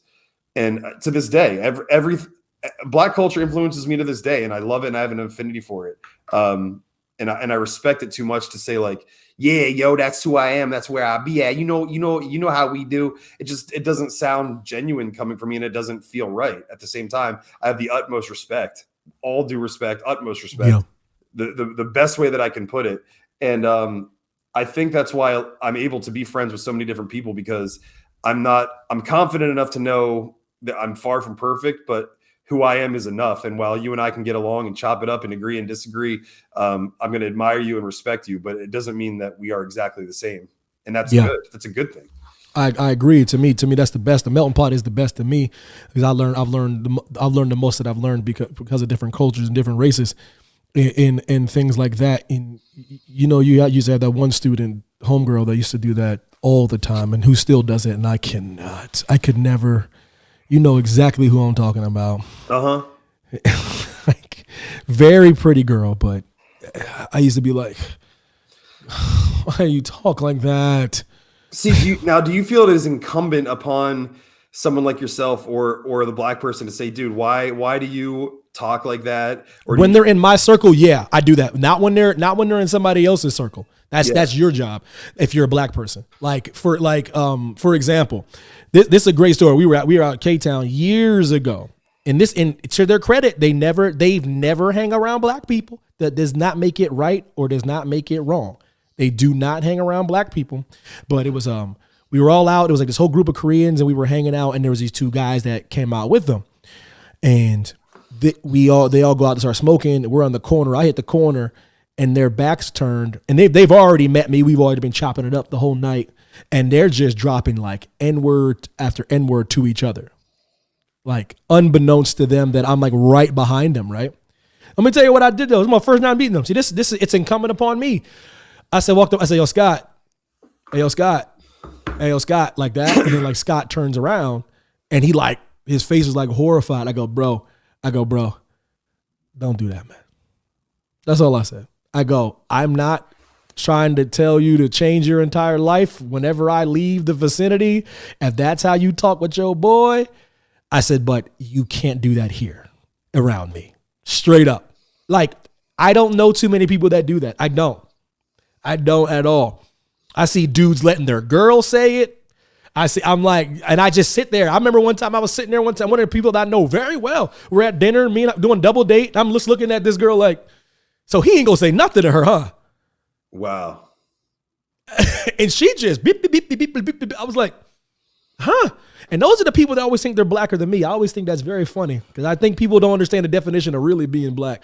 It's like that. Being a real brother is like, nah, sweetheart, you ain't. I've stopped talking to a girl. I was dating because she did that. Immediately. I was like, what? You can't talk like that. You can't talk like that. She goes, why? I go, why are you doing that? Why are you talking like that? But tell me why you're talking like that. I know where you're from, so why are you talking like that? Because you want to attract more Black guys? And I've never got the Black guy that dates the white girl that talks Black. If she does that, I'm just going to date a Black girl. Why? But hey, Black, I know, because what is it, less of a headache for you? You got all the white with the Black flair, so you don't have to deal with all the Blackness. That's why they do it. I know the real reason. I'm just telling you, I always think it's funny that you date a white girl that talks super ghetto, but you don't want to date a Black girl. If I want a white girl to act ghetto, I'll just date a Black girl that acts ghetto. That's just me. That sounds like 1 + 1 = 2. Lex said, my Black friends and clients tell me they like me for never trying to be something I'm not. Absolutely right. You've always been the individual. Wow, Lex. But I just wanted to ask Jay that question, because you're one of the only people I know that know. I know a couple more like you that are individuals. I think the answer to the question, you answer the question right. It's not a right or wrong, but it's based on this. I was asking a question to you. But the reason why I think that, what I think the answer is because you're an individual who, just like you said, you respect and appreciate the culture. However, you have your own, you have your own you've been raised a certain way as well. And you don't bring that. Lex has a racial question. Can't wait. Dude, let's go. We're cooking. This is race relations. And then while Alexandra lays that out, then there's we talk about this almost every week, but it's important to discuss and have some understanding and some commonality. Then there's people that have said, probably in your presence, but certainly in mine, they're like, oh, Evan doesn't talk like a typical black guy. I'm like, what does a typical black guy talk like? Exactly. I get that from black people all the time. Yo, you don't talk black. I go,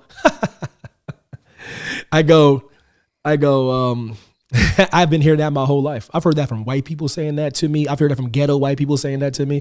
And I go, oh, you mean the whole yo, nah, mean thing. I go, yeah, the black scent. I go, that's what you mean to talk black. But I was raised a certain way. I was raised that's not how black people talk. You need to talk. People don't understand. I don't have too many people I think are like that. I don't look up to too many people because I have my parents. So with all due respect, that's who I looked up to. But Brian Gumble is like my he's like a prime example. He's like a hero to me. Brian Gumble got clowned all the time. I know he did. Because he didn't talk the way people. You ain't never gonna tell me you're blacker than Brian Gumble ever.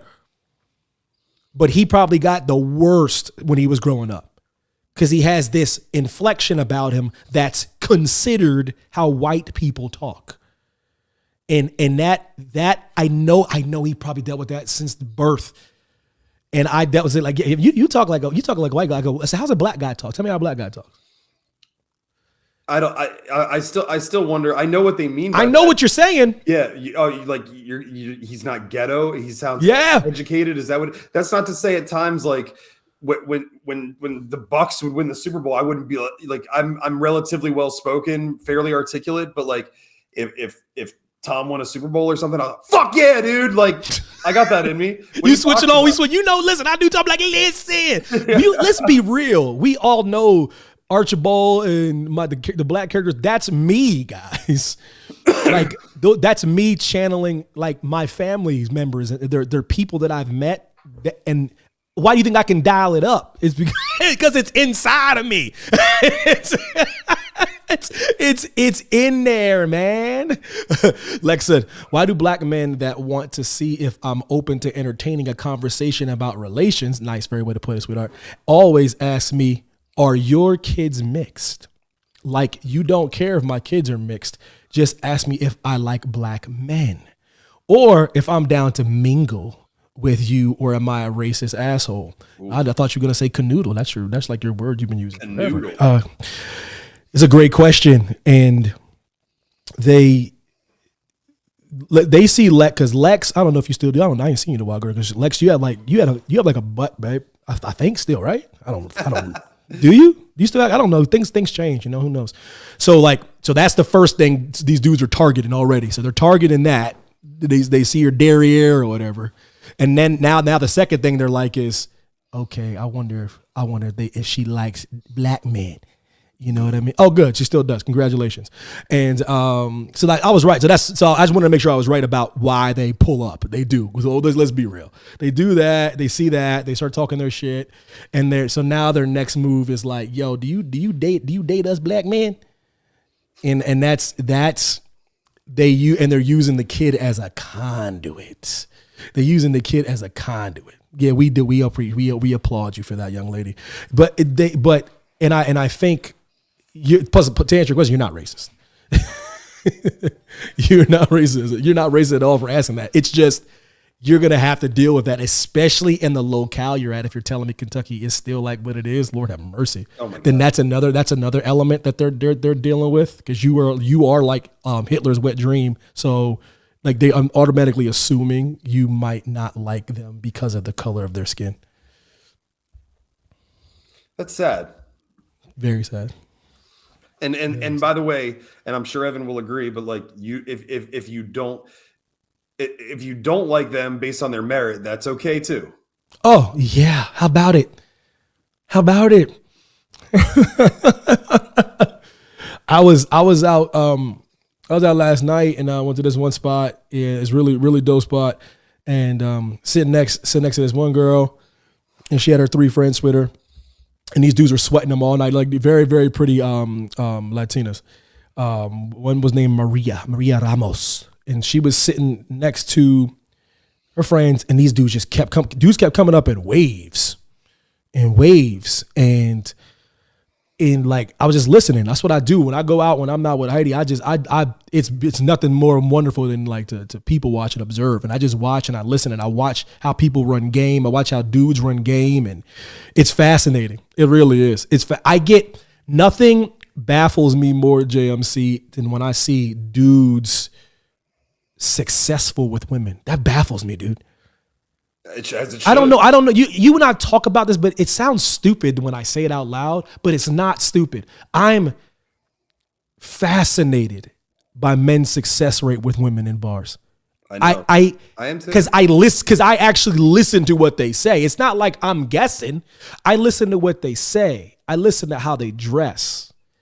I put it all together and I go, how about that question for a lack? How about I throw a question at a woman that's on this chat? Why do you women date or entertain guys that just talk to you? You know what I mean? Like, why do they get your number when they dress like shit? They look like shit.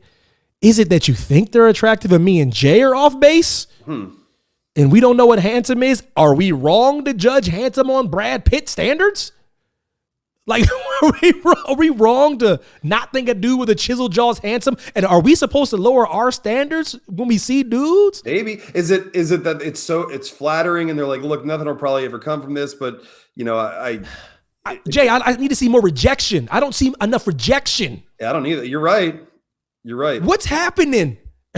Alex, I think he just means like based on how the guys look, how they act, the dumb shit they say, the standards that we want women to hold themselves to, it just should never really work.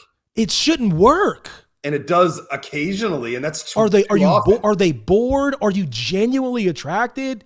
Like, I'm not joking. Seriously, I'm sitting around, I'm talking to the chef, man. I got in good with the chef, man. I'm feeling myself right now because I was weaseling my way in with the chef. So I'm talking to the chef and I'm looking to the left and I'm like looking at Maria, and I was like, then I looked again and I go, wait a minute, this girl is really attractive. I literally was just listening to her say her name and stuff. And I looked at this, I was like, wait a minute. I said, I didn't know she was like a knockout. So then, so I'm like this to the left. And then, so now I'm like, then I peer over to the dude. I'm like, wait a minute. You are, and got her number and everything. I was like, it's so annoying. This is why I wish these people were here right now. I'm sorry, I don't give a shit. I'd be like, bro, how the hell, if you'd have seen this girl with this dude, and I go, wait, this girl's dressed like she can go anywhere. This dude's wearing like a sweats. I go, wait, I didn't know you were allowed to wear sweatsuits in this place. It's ridiculous. Jay, she goes, don't know what a healthy relationship is to entertain subpar specimens. They don't know their self-worth. I won't do it. I go, praise the Lord. I can't stand. Jay, she was a knockout, dude. She was. I was like, you could tell she was a professional. I know what she did for a living. I was like, what are you doing? This dude, you really about, okay. And I just sit there like, these ain't my problems, but I am curious.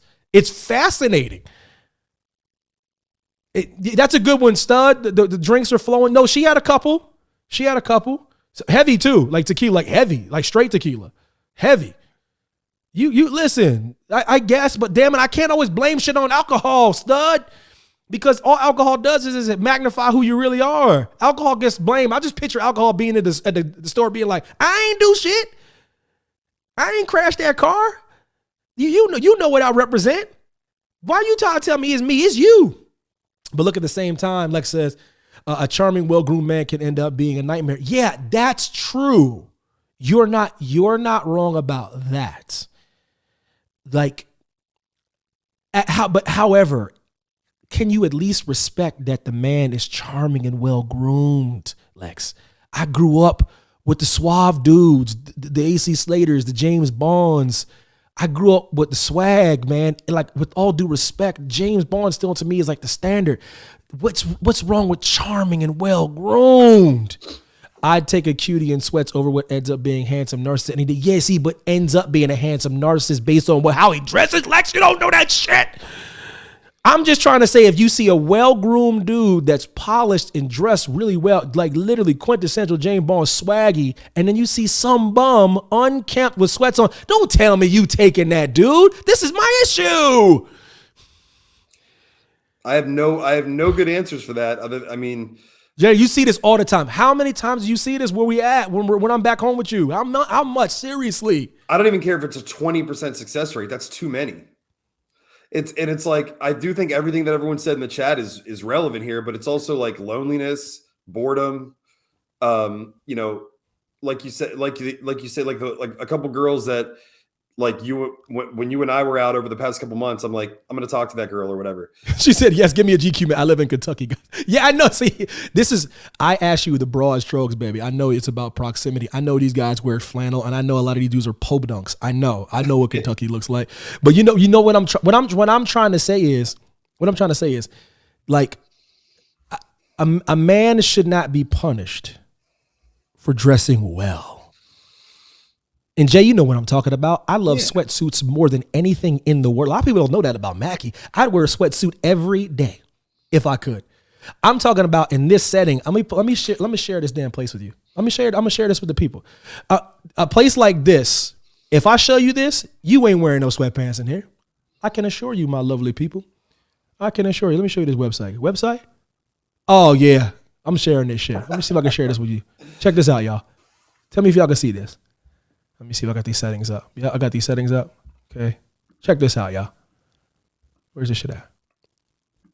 Y'all see this place, man? You see this, Jay? Yeah. Check this place out.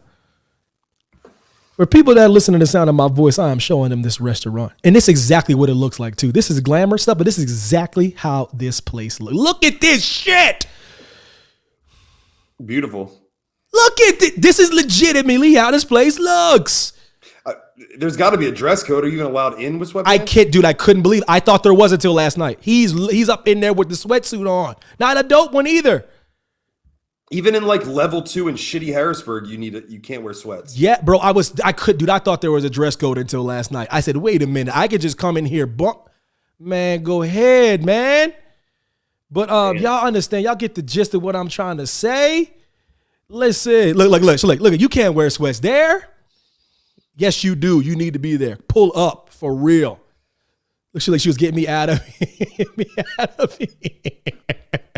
She goes, there's no well-groomed man, charming men with all their teeth. Yo, but for real, what the hell brought you out to Kentucky anyway? Your family ain't there. Ain't nobody there. What the hell got your ass out of Kentucky? I never asked her ass that. What the fudge? Lord have mercy on my soul, JMC. Before we wind down, kind sir, I would love to do a Meest and least of the week. Do you have a Meest or least of the week? I got both, man. And again, I don't want to make it all about the Super Bowl, but I'm going to because it's okay. It's your Meest or least. I saw an atrocious performance by Ice Spice, who my lovely 12-year-old son loves for some reason. It can't be because she has a big old derriere, right? And he's into that now. Of course, that's why. Oh, good for him. This girl is the least of the week to me because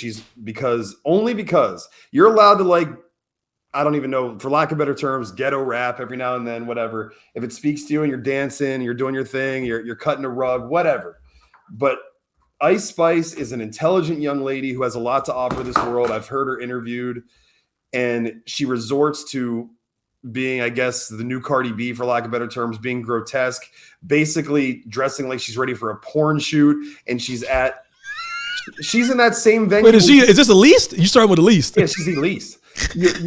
She's basically at that same venue that you were at with Method Man, and she's performing, if you want to call it that. She's walking around, waddling around, and like this woman is like, I wish I had the video to show you. She's like basically naked. Bitch, you ain't even a fart, with the worst lyrics I've ever heard in my life. And then she's in the box with Taylor Swift. I won't go to the Illuminati thing. People are saying she threw up the devil horns and had an upside down cross. I'm not even talking about that. These kids don't know what the hell they're doing with that. They don't understand the implications or the impact that kind of shit can have. To them, it's just a symbol, and they're idiots for that. I'm keeping it real. People giving her too much credit for being some kind of secret society. No, they just don't understand what they do. This is why religion is going to hell in a handbasket. But go ahead, Jay. And they think that shit's cute. It's not cute. And it's not even that I hate her as an artist or I'm hating on someone who's trying to secure the bag. It's because it disappoints me. And I know she doesn't give a damn what I think, but Evan and I care what I think. So you have a lot to offer. You have something to say. You have a thought of your own. You have the power and the opportunity to influence a lot of people, a lot of young women who need somebody to look up to. And you have Taylor Swift on one end of the spectrum. You could have a hip hop artist. You don't have to be all squeaky clean. You can have fun. You can be in the club and doing what you do. But you have the opportunity to have a lot of people look up to you. There's new artists coming on the scene. You could actually invoke some change and some positivity, and you neglect to do it because the easy thing to do is to be scandalously clad, talk about your ass, and make a little bit of money at the same time, knowing that society is crumbling before our very eyes, and you're part of the problem. Yes, it should start with parenting. Yes, people should have their own merit and know, like, I am worth more than what people are like. Oh, it's just a song. I'm like, bullshit. It's just a song. If Ice Spice or Taylor Swift told you to vote for someone for president, a lot of people would probably do it. This shit is influential, and it's disappointing to me because it could be so much more than that. And art and music and cinema is so important to me that absolutely when people who have something to say or have something to stand on fail to do it just because they think people can't handle anything complicated, or they dumb themselves down, or they dim their light instead of shining as bright as you possibly can. That shit is tragedy. That's why translation, Ice Spice, you are the least. JMC's least of the week is Ice Spice. All right. Evan Mack's least of the week ain't getting no better at those pieces of shit at that Kansas City shooting. You are my least of the week. People out there trying to have fun, celebrate the Super Bowl champion, and a couple pieces of shit decide to shoot a whole bunch of people. So if you don't think I'm going to make a least of the week, some two shooting pieces of shit with some altercation, some bullshit, then you are sadly mistaken. Kick every rock. Least of the week, those two pieces of shit Kansas City shooters that killed one person and wounded a whole bunch of other people. You can get all the way fucked. How about it? Love it. I mean, I hate that it happened, but speak on it. It happened, and you were talking about Meest and least of the week. If that ain't the least of the week, I don't know what is. Ice Spice and them KC shooters kick rocks. What about a Meest of the week? I hate to do it, but I got to do it. Because greatness in all forms needs to be appreciated. Never liked the guy, and it was a rational hatred on my part. I'm a big enough man to know when I was wrong. Okay. Patrick Mahomes is the Meest of the week. Patty cakes. Second greatest quarterback of all time. This is a guy whose wife is one of the most annoying shrews I've ever seen. His brother is a piece of shit. I would smack him in his face. Patrick Mahomes is a cock. And I think his mom's relatively normal, and then his dad, who is a professional athlete, should know how to conduct himself in a democracy, but doesn't. and then you have not only that, but the biggest week of your son's life, who is your meal ticket, by the way, because I'm sure you squandered all your money. You're gonna get your second DWI on that week of the Super Bowl. Let alone the coach of the team's family has had problems with drug and alcohol abuse, has had problems with driving while intoxicated. The NFL is rampant with driving while intoxicated. Your son is doing everything that he can to put food on the table for your entire family, to set a great example for kids everywhere, to win back-to-back Super Bowls, to carry the weight of his idiotic cock brother, as Evan so eloquently put it, his stupid, dumb-faced wife. And this is the pressure that you add on to this kid, and he handles it with precision, with flair, with grace, with panache every single time. And you guys hate him. People hate Patrick Mahomes. I was one of them for no reason other than the fact that he's great. And you're probably not great. Patrick Mahomes, Meest of the week. Shout out to Patty Cakes for being the Meest of the week. Lexi has apologized as well as she should for your commercial choices because she says the Dung Kings were amazing. Amazing. They stole the show. Best commercial of the last 10 years. Unreal. Easy. And the extended cut, if you have not seen it, Lex, I will drop a link because they did a 3-minute extended link and it is unparalleled, brother. She said she had to get out of Maryland. It was crushing her soul. School credits did not transfer to Hawaii. Baby daddy, who I met in Carlisle, was like, come to Kentucky, girl. If it doesn't work out, your sister is in Nashville. It's all good. So I did, and here I am. It should have been in Nashville. Nashville's the shit. But as soon as I meet a GQ man who wants to share his life, beachside quarters with me, I'm out. Or GQ lady. Oh, that's what's up. I didn't know you did. I didn't know you dabbled in witchcraft and wizardry. Okay, Lexi. Oh, she saw the extended cut. Oh my God. That's you want to talk about all these kids talking about cinema nowadays? That is cinema. Yeah, everything's cinema apparently too. Yeah, everything is cinema. Mackie's Meest of the Week is actually Heidi's friend Veronica, who was rolled up into Vegas for a little convention. Apparently didn't know she was coming, but then she came, and then she said, let's go out. We're going to eat dinner, going to Yard House. I met her at Yard House. Had a nice little piece of salmon. I always try to try people's salmon out. If they don't got a salmon, I do wings. Hell yeah, you missed all the good stuff we was cooking up in here.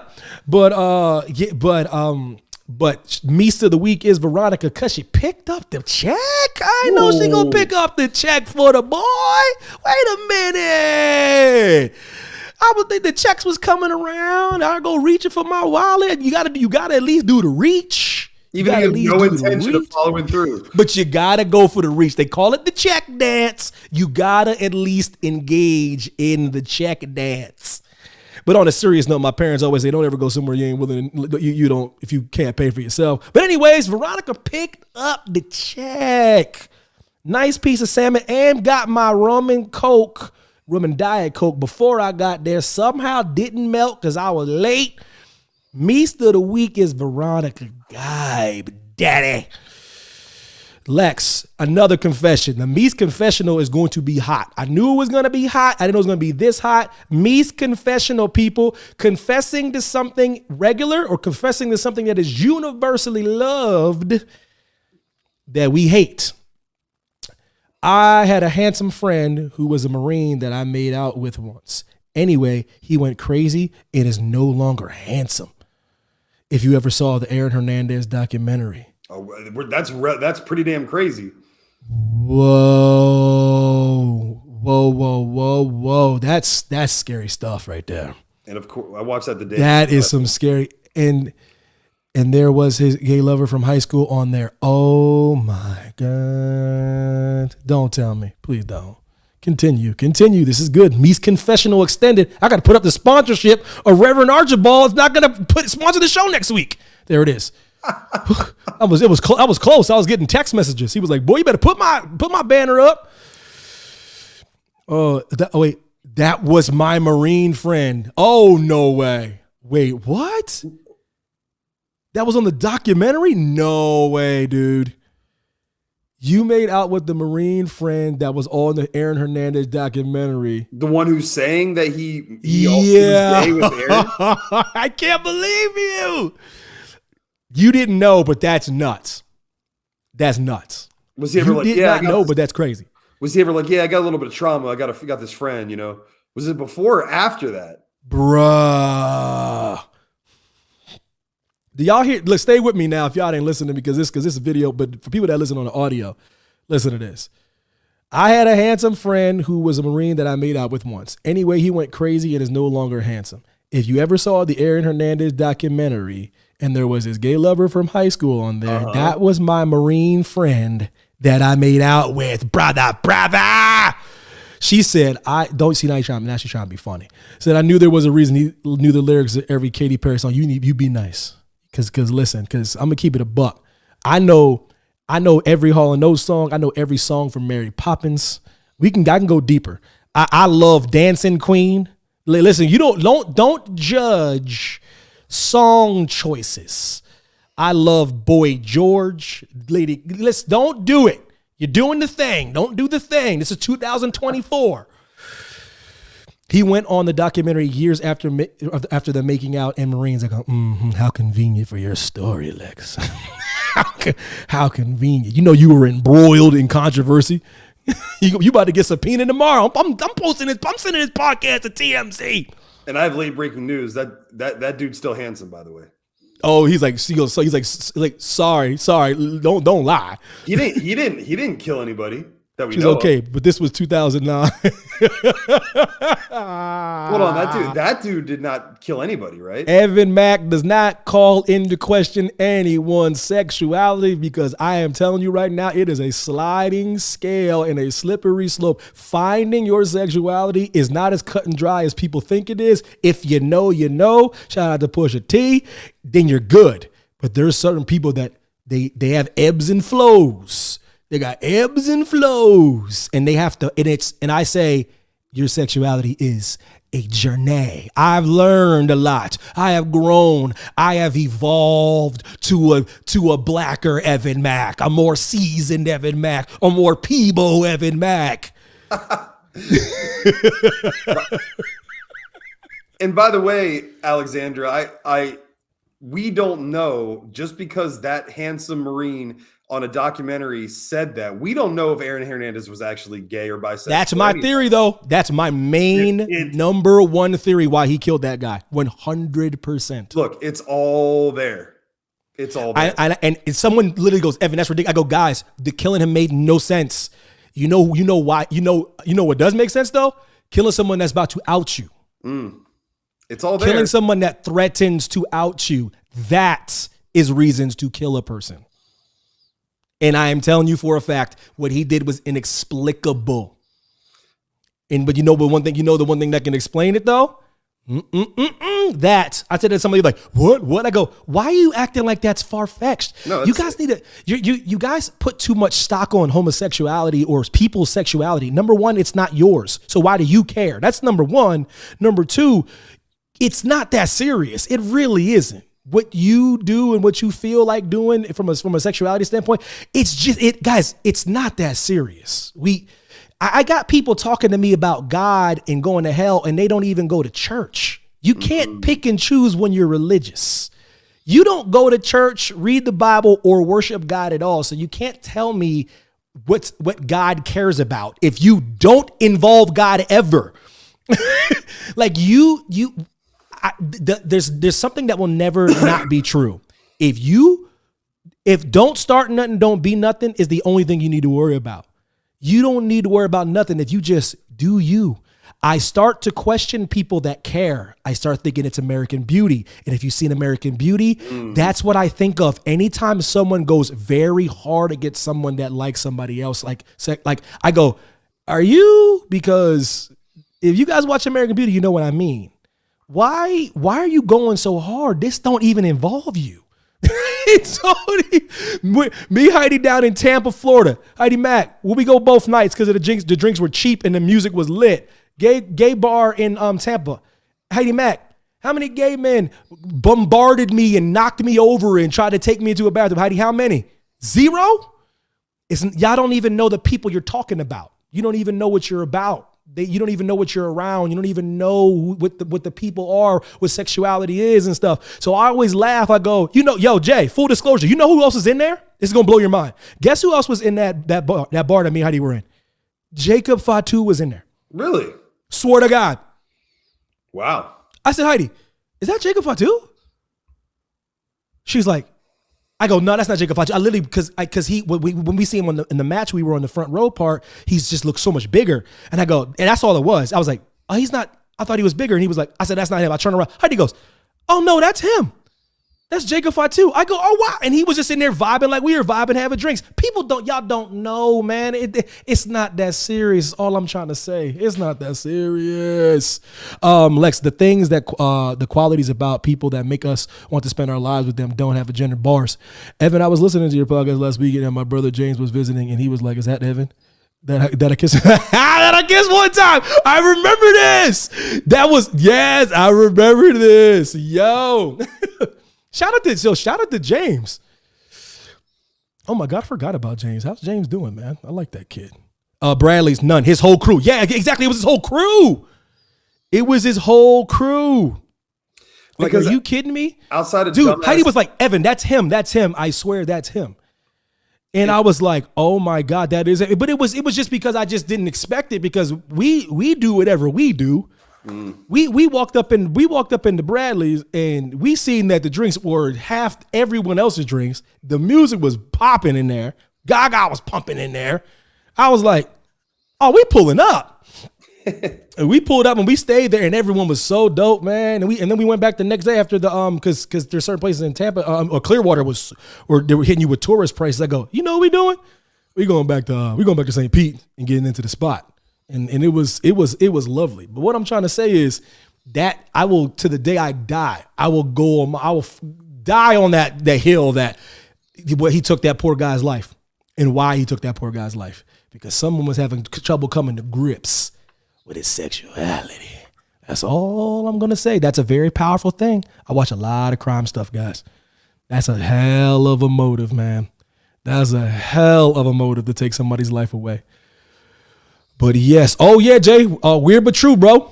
This one's not as spicy. All right. But it does have a question. So I'm this less spice, but question that will follow. Trust and believe. Check this out, Jay. Sydney to Hobart race. Group of nudists rescues family stuck at sea. What say you?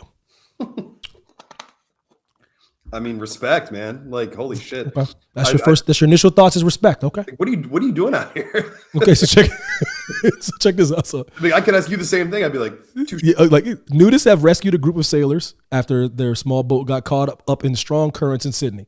The group were watching the annual Sydney to Hobart race, where they found themselves struggling to keep control of their boat. Spotting the sailors in trouble, a group of nudists and other eyewitnesses on the Lady Bay beach set off to rescue the group. The boat came angling in the shore, which was a bit weird. Chris Pierce, a Getty agency photographer who photographed the rescue mission, told the Telegraph, I thought maybe they were dropping something off. But then the guy with the kids started screaming at the people on shore, saying expletives, come help, come help. You could see a fair bit of water on the boat. The nudists rescued the woman and child on the boat before pulling the boat ashore. The incident was witnessed by hundreds of spectators. Now, I'm saying this, Jay. In a moment like this, do you care who saves you? I was just going to say that. The thing that makes this so poignant and beautiful is like the things that we get so offended about and we think actually matter. When the shit hits the fan, when the rubber meets the road, when your hang-dang's flapping in the breeze. When the hanger-danger, like a windsock. All of a sudden, the only thing that matters is that you're of sound mental and physical capacity. And if it takes a whole boat of nude dudes with a great attitude, nobody's gonna care. No, I wouldn't care. That was my question. My question was, you're about to drown.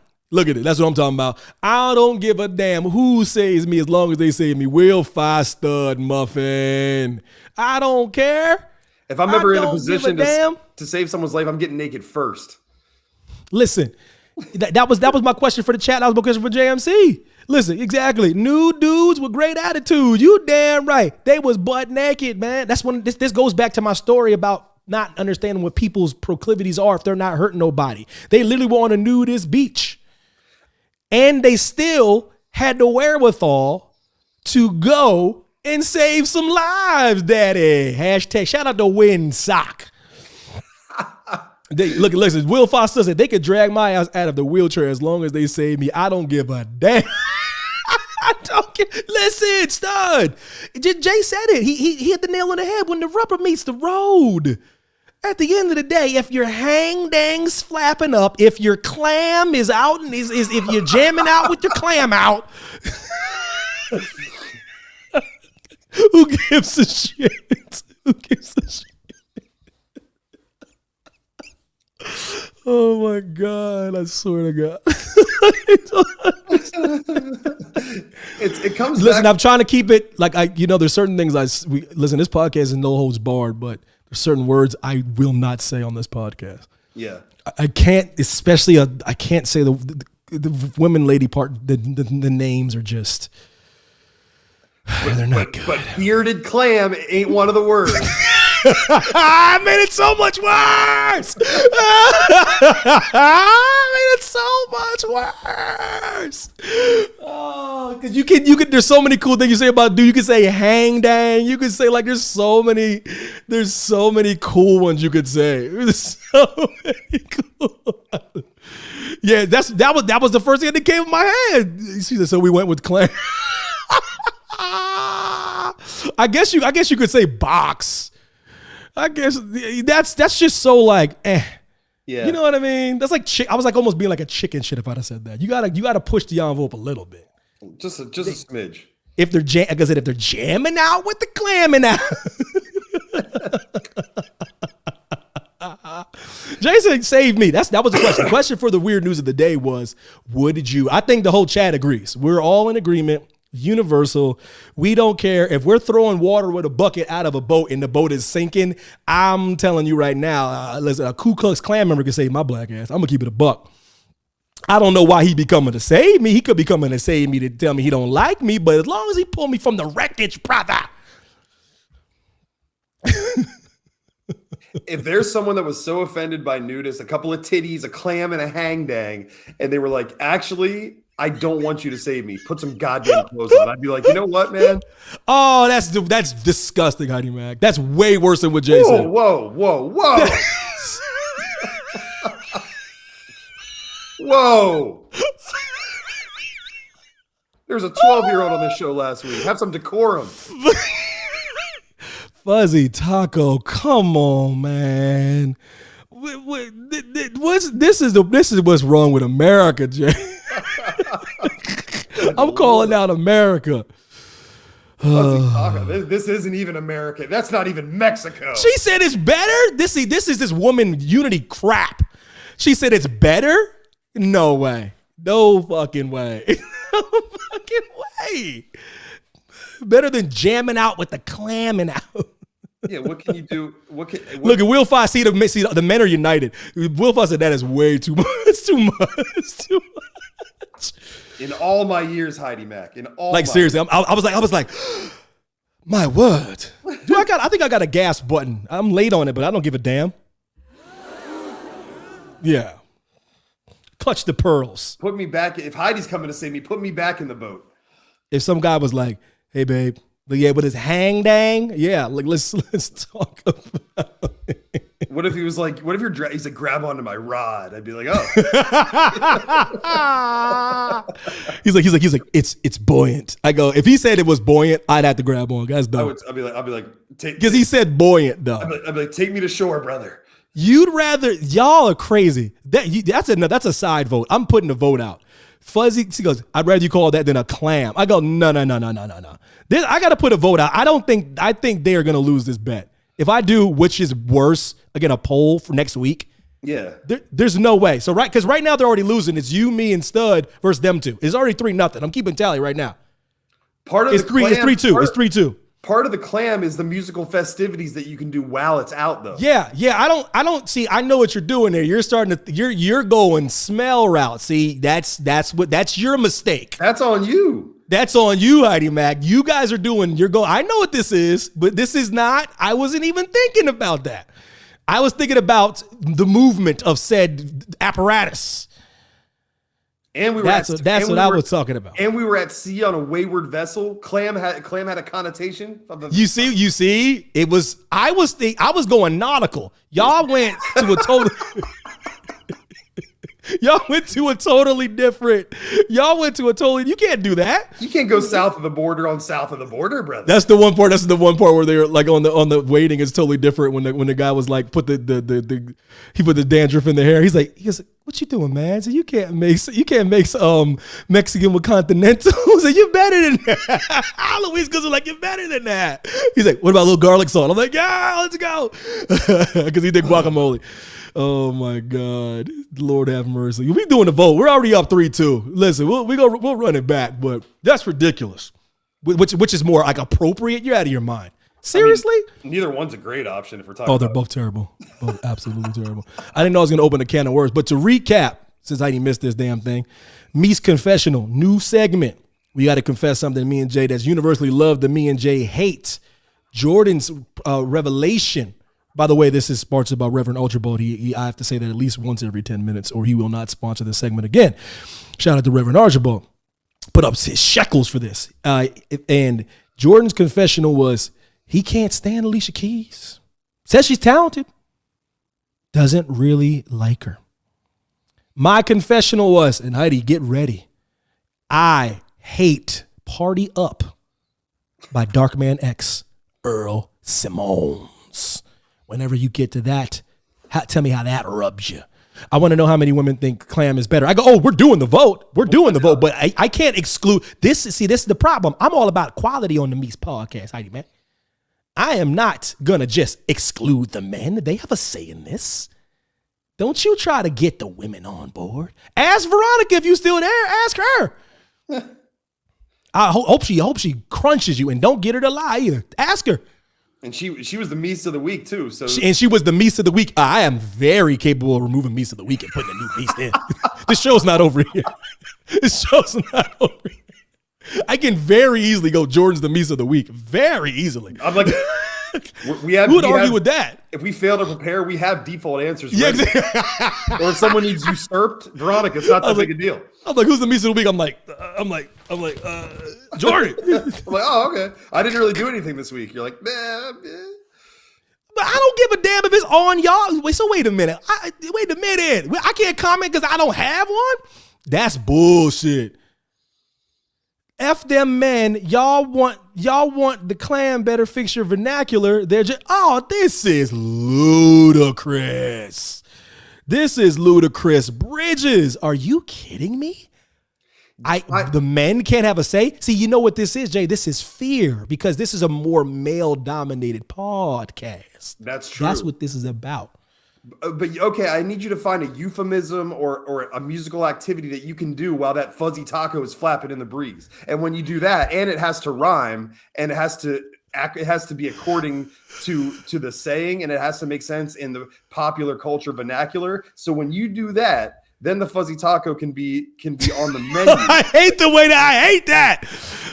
way it sounds. Now, jam out with your clam out is unreal. Shout out to the great Neil Patrick Harris. Look at this. Oh, damn. Look, she's calling you out, Jay. The tacos don't flap in the breeze. Well, it depends on what taco we're talking about here. Yeah, if you ever had, because soft shell very well can flap in the breeze.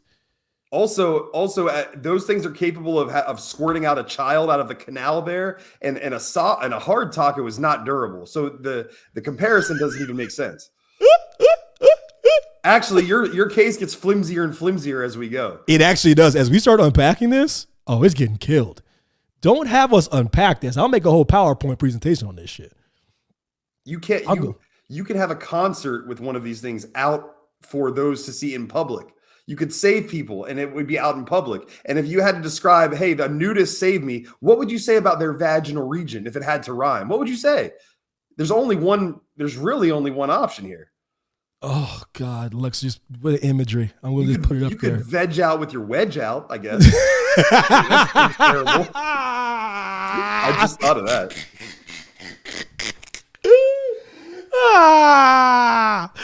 Oh, God. And a clam. How dare you? How dare you? Hold on now. A clam has like a wonderful, valuable, beautiful gem inside of it. Thank you. It has value. There's some pearls that sell for millions. Now, taco meat, delicious. However, there's also lackluster Taco Bell mystery meat that is not even worthy of being encased within said shell. The clam. Not all clams have that. Yeah, but the special ones do, Lex. Are you saying you're not special? Is that what you're saying? You are more than welcome to admit that if you would like. I'm sorry. I was thinking that my wife and Lex were special, but if you want me to say you're not, I'll just call you a cheap fucking taco. That's fine. We can clam up real quick. Hey.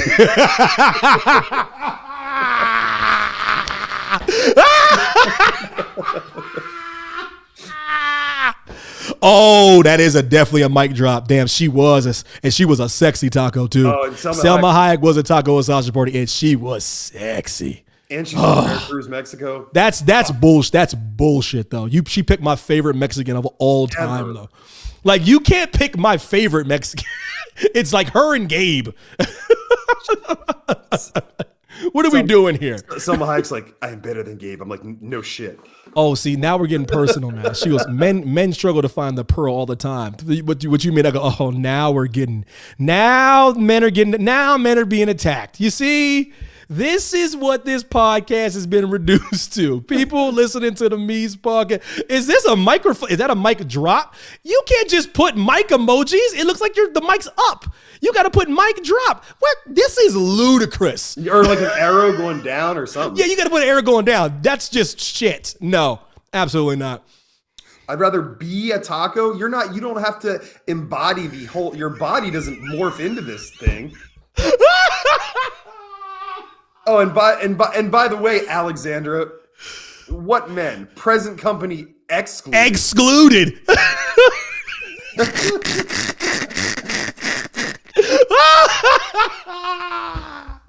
we just said how we hit men are like, yo, I hit it for 3 hours, bro. Look at this. I need to take over the podcast at this point. Clearly, man, yo, this is poppycock.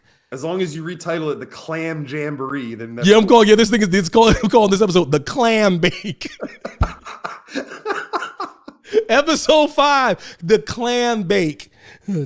Oh my God! Everyone loves we're not attacking tacos. Yeah. Now you're trying to act like we're attacking tacos. Are you out of your mind? Don't move the goalpost. I've never even heard a vagina called a taco before. Yeah, it's just trifling. It's trifling. And a fuzzy taco. Let's not forget that it was a fuzzy. Thank you very much. Not that some. So what do you mean? So you mean so moldy, right? Yeah, you see, there's holes in this. Or is she saying like metaphorically, it's unkempt, it's not shaved, it's not? Is that what she's saying? Oh, I know that's what she's. That's exactly what she's going for. That's what she's going for. I will say this, though. Shout out to the great Family Guy. Strip club's called the Fuzzy Clam. That's what it's called. Look at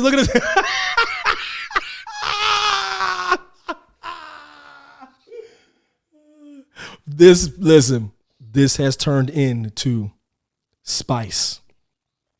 Not Ice Spice, just Spice. Yeah, for real. The Strip Club and Family Guy. Fuzzy Clam. How about it? It's a quahog. It's a quahog. Look at this. Why? It's like, why? Oh, look at this. Look at this, Jay. I did say that. Damn. Stop listening. That's when you made it fuzzy, we had to respond in kind, daddy. What the hell? This is so stupid.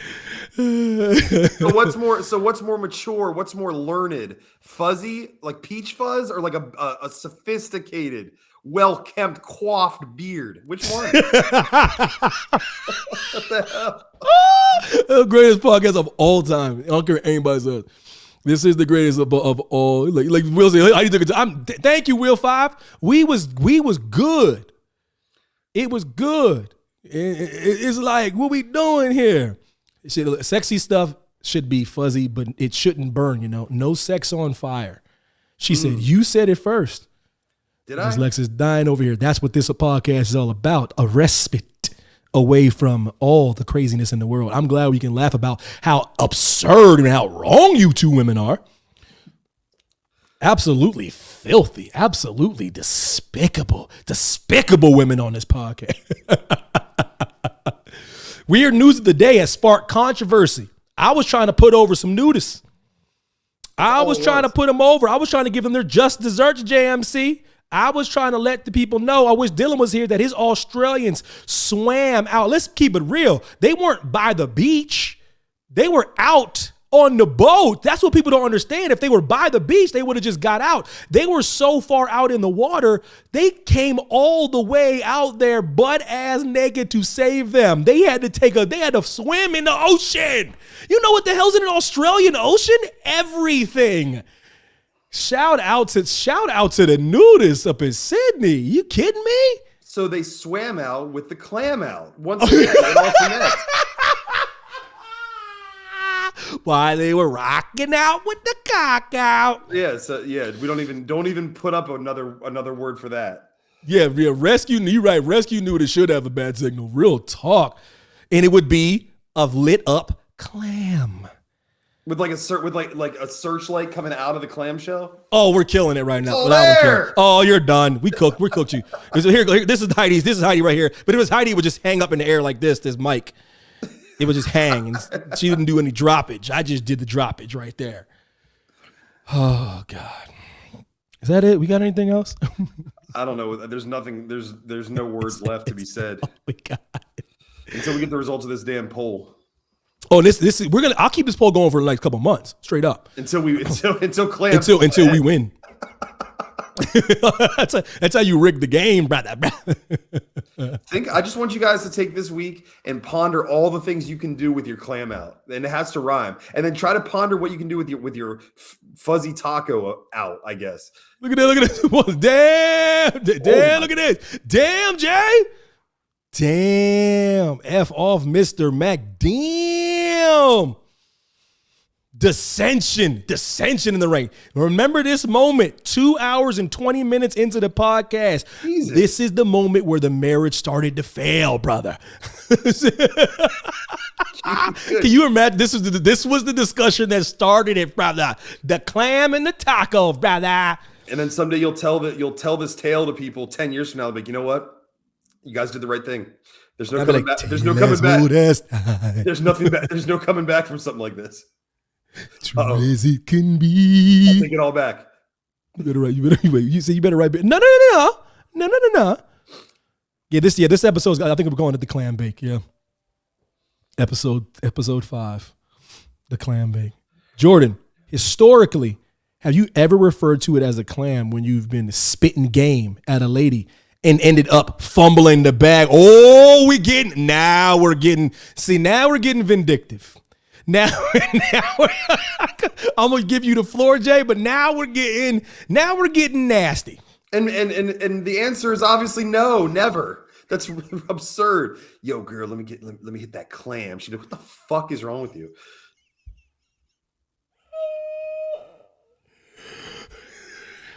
Now we're getting nasty. I wouldn't call it. Now we're slinging a little bit of mud, Jay.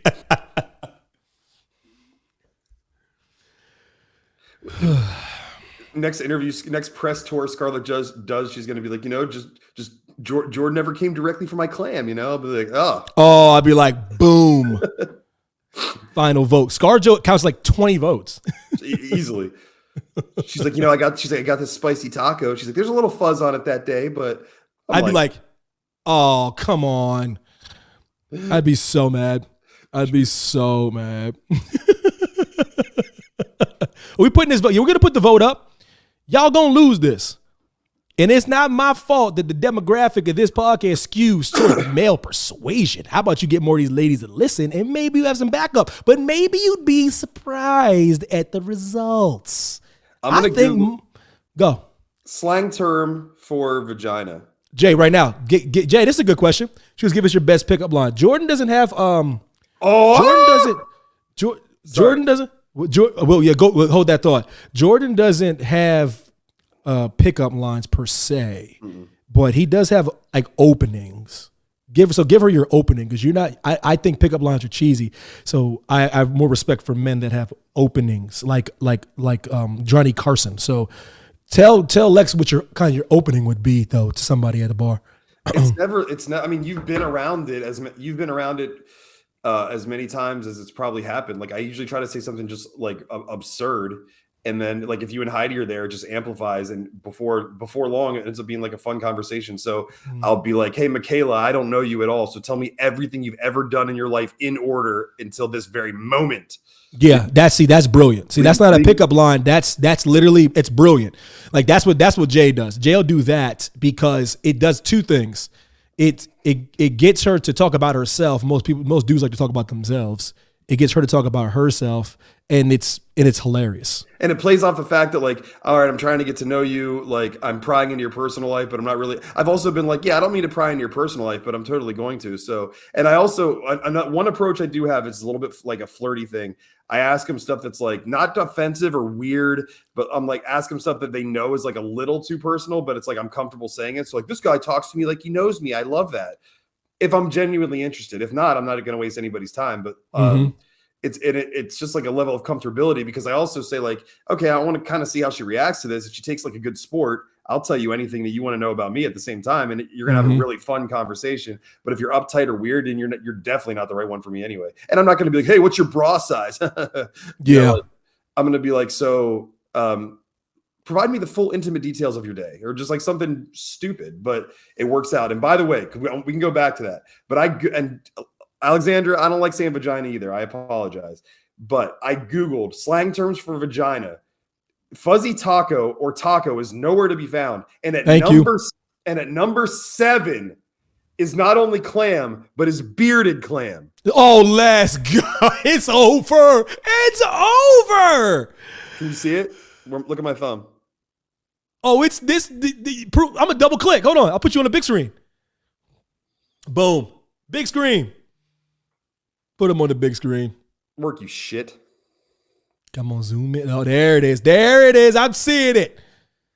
Y'all can kick rocks. Listen, now check this out. You see this gross stuff that's happening on my screen right now? Look at this. Lexi, I'm high-fiving you from afar. Look at this gross stuff that's going on right now. This is gross. Ew. This is gross. Oh, she said read the list. That's fair. That's fair, Jay. I will read the list. I'll do maybe they did. Maybe they didn't. They might. We don't know. We don't have. It says sources from across the web. It's very vague. Alex, I will say, in our conversation just on Facebook, that is the most. This is so gross. That is the most I've ever talked about myself in a conversation with a female ever in history, and I feel strange to do that. So you say that's way too much me talking. I feel the same way. But for whatever reason, probably because you're very intelligent at what you do. Yeah. Okay.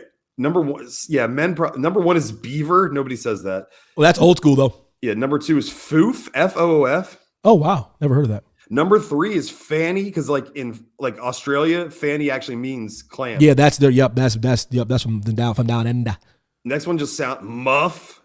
Oh, haven't heard that in a while. Vag. Okay. A classic. Box. Oldie but a goodie. Bearded clam. Let's go. And not just clam, the specific. Let's go. Clunge? I've never heard never heard that. That's new to me. This is gross. Beef curtains? Oh, that's trifling. Vajayjay. Oh, classic. Coochie. Nice. Classic. These are classics. Cock trap. Ew. And minge. Oh shit! Taco is on here though. No! Come on, Jay! Down. Stop being honest. 8, 9, 10, 11, 12, 13, 14, 15, 16. It's number 16, but it is here. Right after mint. It's after some classics. But it's way down low, Daddy. It's way down low. It goes Lady Bits, Minge. Oh, Lady Bits is a good one. Lady Bits, that's British. I love that one. That's one of my favorites. That's British. Then Snatch. Then gross. Taco. Oh, and then number 20, the omnipresent, the often imitated, never duplicated, twat. What a way to end the list, brother. Congratulations. Thanks for everyone who played. All right, here we go, Jay. I forgot about the one thing we're going to do. We're going to spin the wheel. I have a wheel that I've invented. I will try to add to this wheel to bring some variation. There's a wheel I'm going to put up on the screen. Lovely people. There's a little bit of a latency on this, so I will let it lag for a little bit. I will spin the wheel for Jay, then I will spin the wheel for me. Whoever lands on the wheel, it's somebody that we typically don't like, but I'm trying to make us better people, better men. So he has to say at least 3 good things about this person. All right. Are you ready, JMC? Let's do it. Okay, here we go. Here we go. Good way to end the show. This has been hilarious, guys. Thank you for it. Turned up. It's hilarious. Let's spin out with our minjow. That doesn't really work. If I can find this damn thing. Here we go. Share. If everyone can see this. Okay. Jordan, are you ready? Oh, God. Yeah. Here we go, Jay. Random. I have nothing to do with this. I'm spinning the wheel. Oh, a little sound effect action. Mm-hmm. Oh my God! That is the greatest way to start this game. Are you kidding me? Are you kidding me? Jay has landed on Alicia Keys. 3 nice things about Alicia Keys. This is the greatest thing of all time, brother. That is amazing. She's a really She's a really good piano player. Mm-hmm. She looks like she has really good hygiene and is really organized. Wow. This is so good. You can't really prove that though. No, in all honesty, she is beautiful, but I don't want to go superficial, Alex. She's a beautiful woman, but okay, so let's be honest. I'm a little hypocritical because I said we need positive role models for women in entertainment and art. She is not just a pop diva where she's just shaking her shit, and she plays an instrument. She puts the work in. She helps write and create her own music. She tells stories with her songs. She's not hoish in her delivery. Wow. She is a positive role model for women everywhere. She's articulate. She speaks well. She does good things in the community. And she married a producer from the industry, but they don't flaunt it in your face. There's like 5 or 6 things. So look at that. That's just beautiful. That is beautiful, JMC. All right, my turn, man. Her songs still drone on endlessly and never stop. Well, see, after you do the 3 things, you can talk shit. That's the rule. All right, here we go. For your boy. For your boy. Here we go. Good God.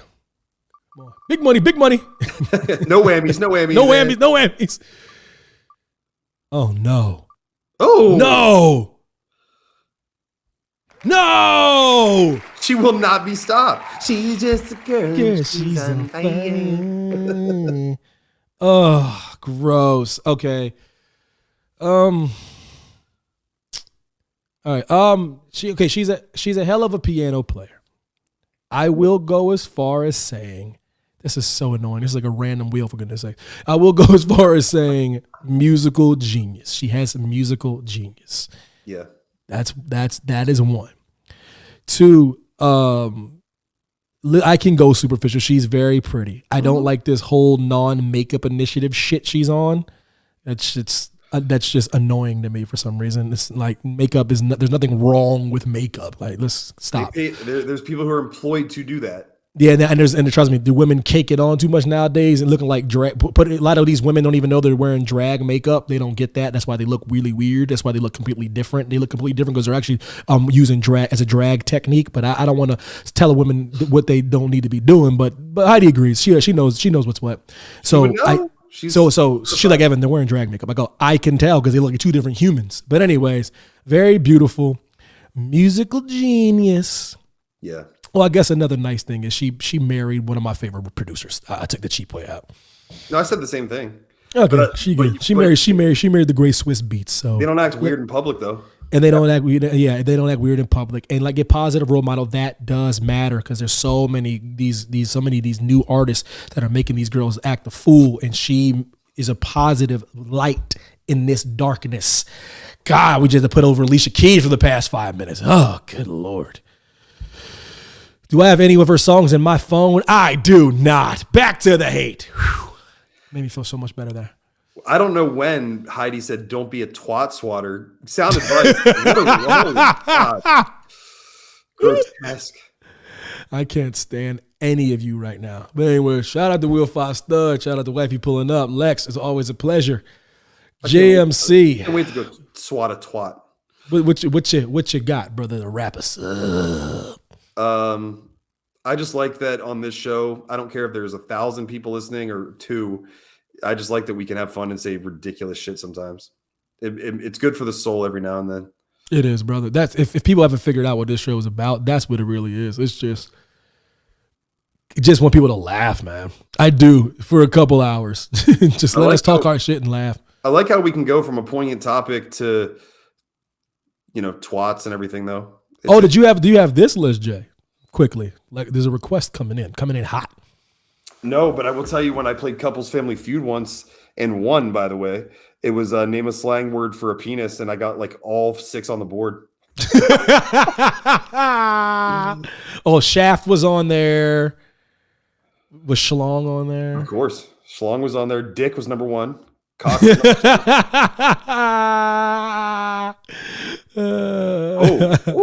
We'll go. All right. They didn't give us as many, surprisingly. Dick number 1, prick number 2, member number 3. Oh, member's classic. Tool number 4. Oh, nice. That's one of my all-time greats. Cock should be up a little higher. Cock should be higher. And there's a C word for vagina that was not on the list, and I'm surprised. It's the British word of choice. And that's see you next Tuesday. And now we go off the rails. Chopper, plonker, no. winkle, no, joystick. Yep. Wang. Of course. Tockley. Is Pecker on there? Yes. Thank God. There's a whole Seymour, Pecker, John Thomas, Johnson, Weenie, Tadger, Schlong. Nice. Classics. What did you say? Johnson. No. Shocking. Blasphemous. Joystick, phallus. He's like, thank God. This is the most ridiculous podcast ever made. I can't believe it. Look, she was living. It's commentary.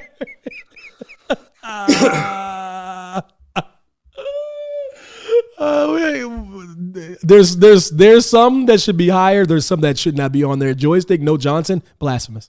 Yeah, absurd. Utter.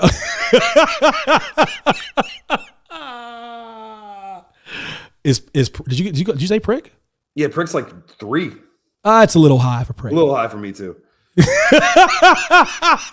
No cock. That's so stupid. It's Dong. This is the conversation I never knew I needed. Oh no, cock is on there. Organ. That's boo. Phallus, too proper. That's not even too proper. Way too proper. That's like in a biology lab. Yeah. See. Who Oh, this is according to Collins Dictionary. Damn. Credibility. Oh, you can't argue with that. Can't argue with that. Weenie. Can't argue. Is Weenie on there? Yeah. Yeah. They did the whole top 20. Wiener? No. That should be. No way. That's derivative, though. It should be that. Plonker, I never heard of. Learned something today. John Thomas. Who the heck? I don't know who that is. But no John. he was an asshole back in the day. Had to be. He was. He was. He's like a piece of shit. John Thomas. They're like, yeah, that guy. Pee-wee? No. Nope. Not on that. Not on the Collins Dictionary list. That's pretty funny. My brother is James Thomas. Close enough. Damn. Oh, your brother's a dick, huh?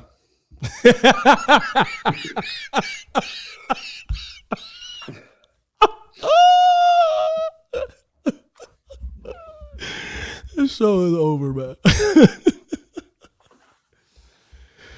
Love you, God. That is funny stuff. That's funny, man. Damn. Next week we go over all the slang terms for balls and and clitoris.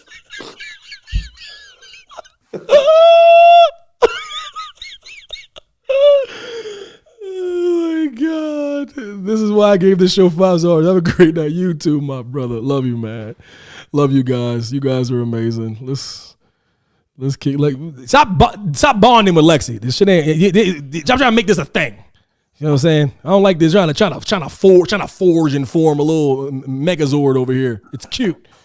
You ain't forging no Megazord on my watch. And that's the way it is. Peebo.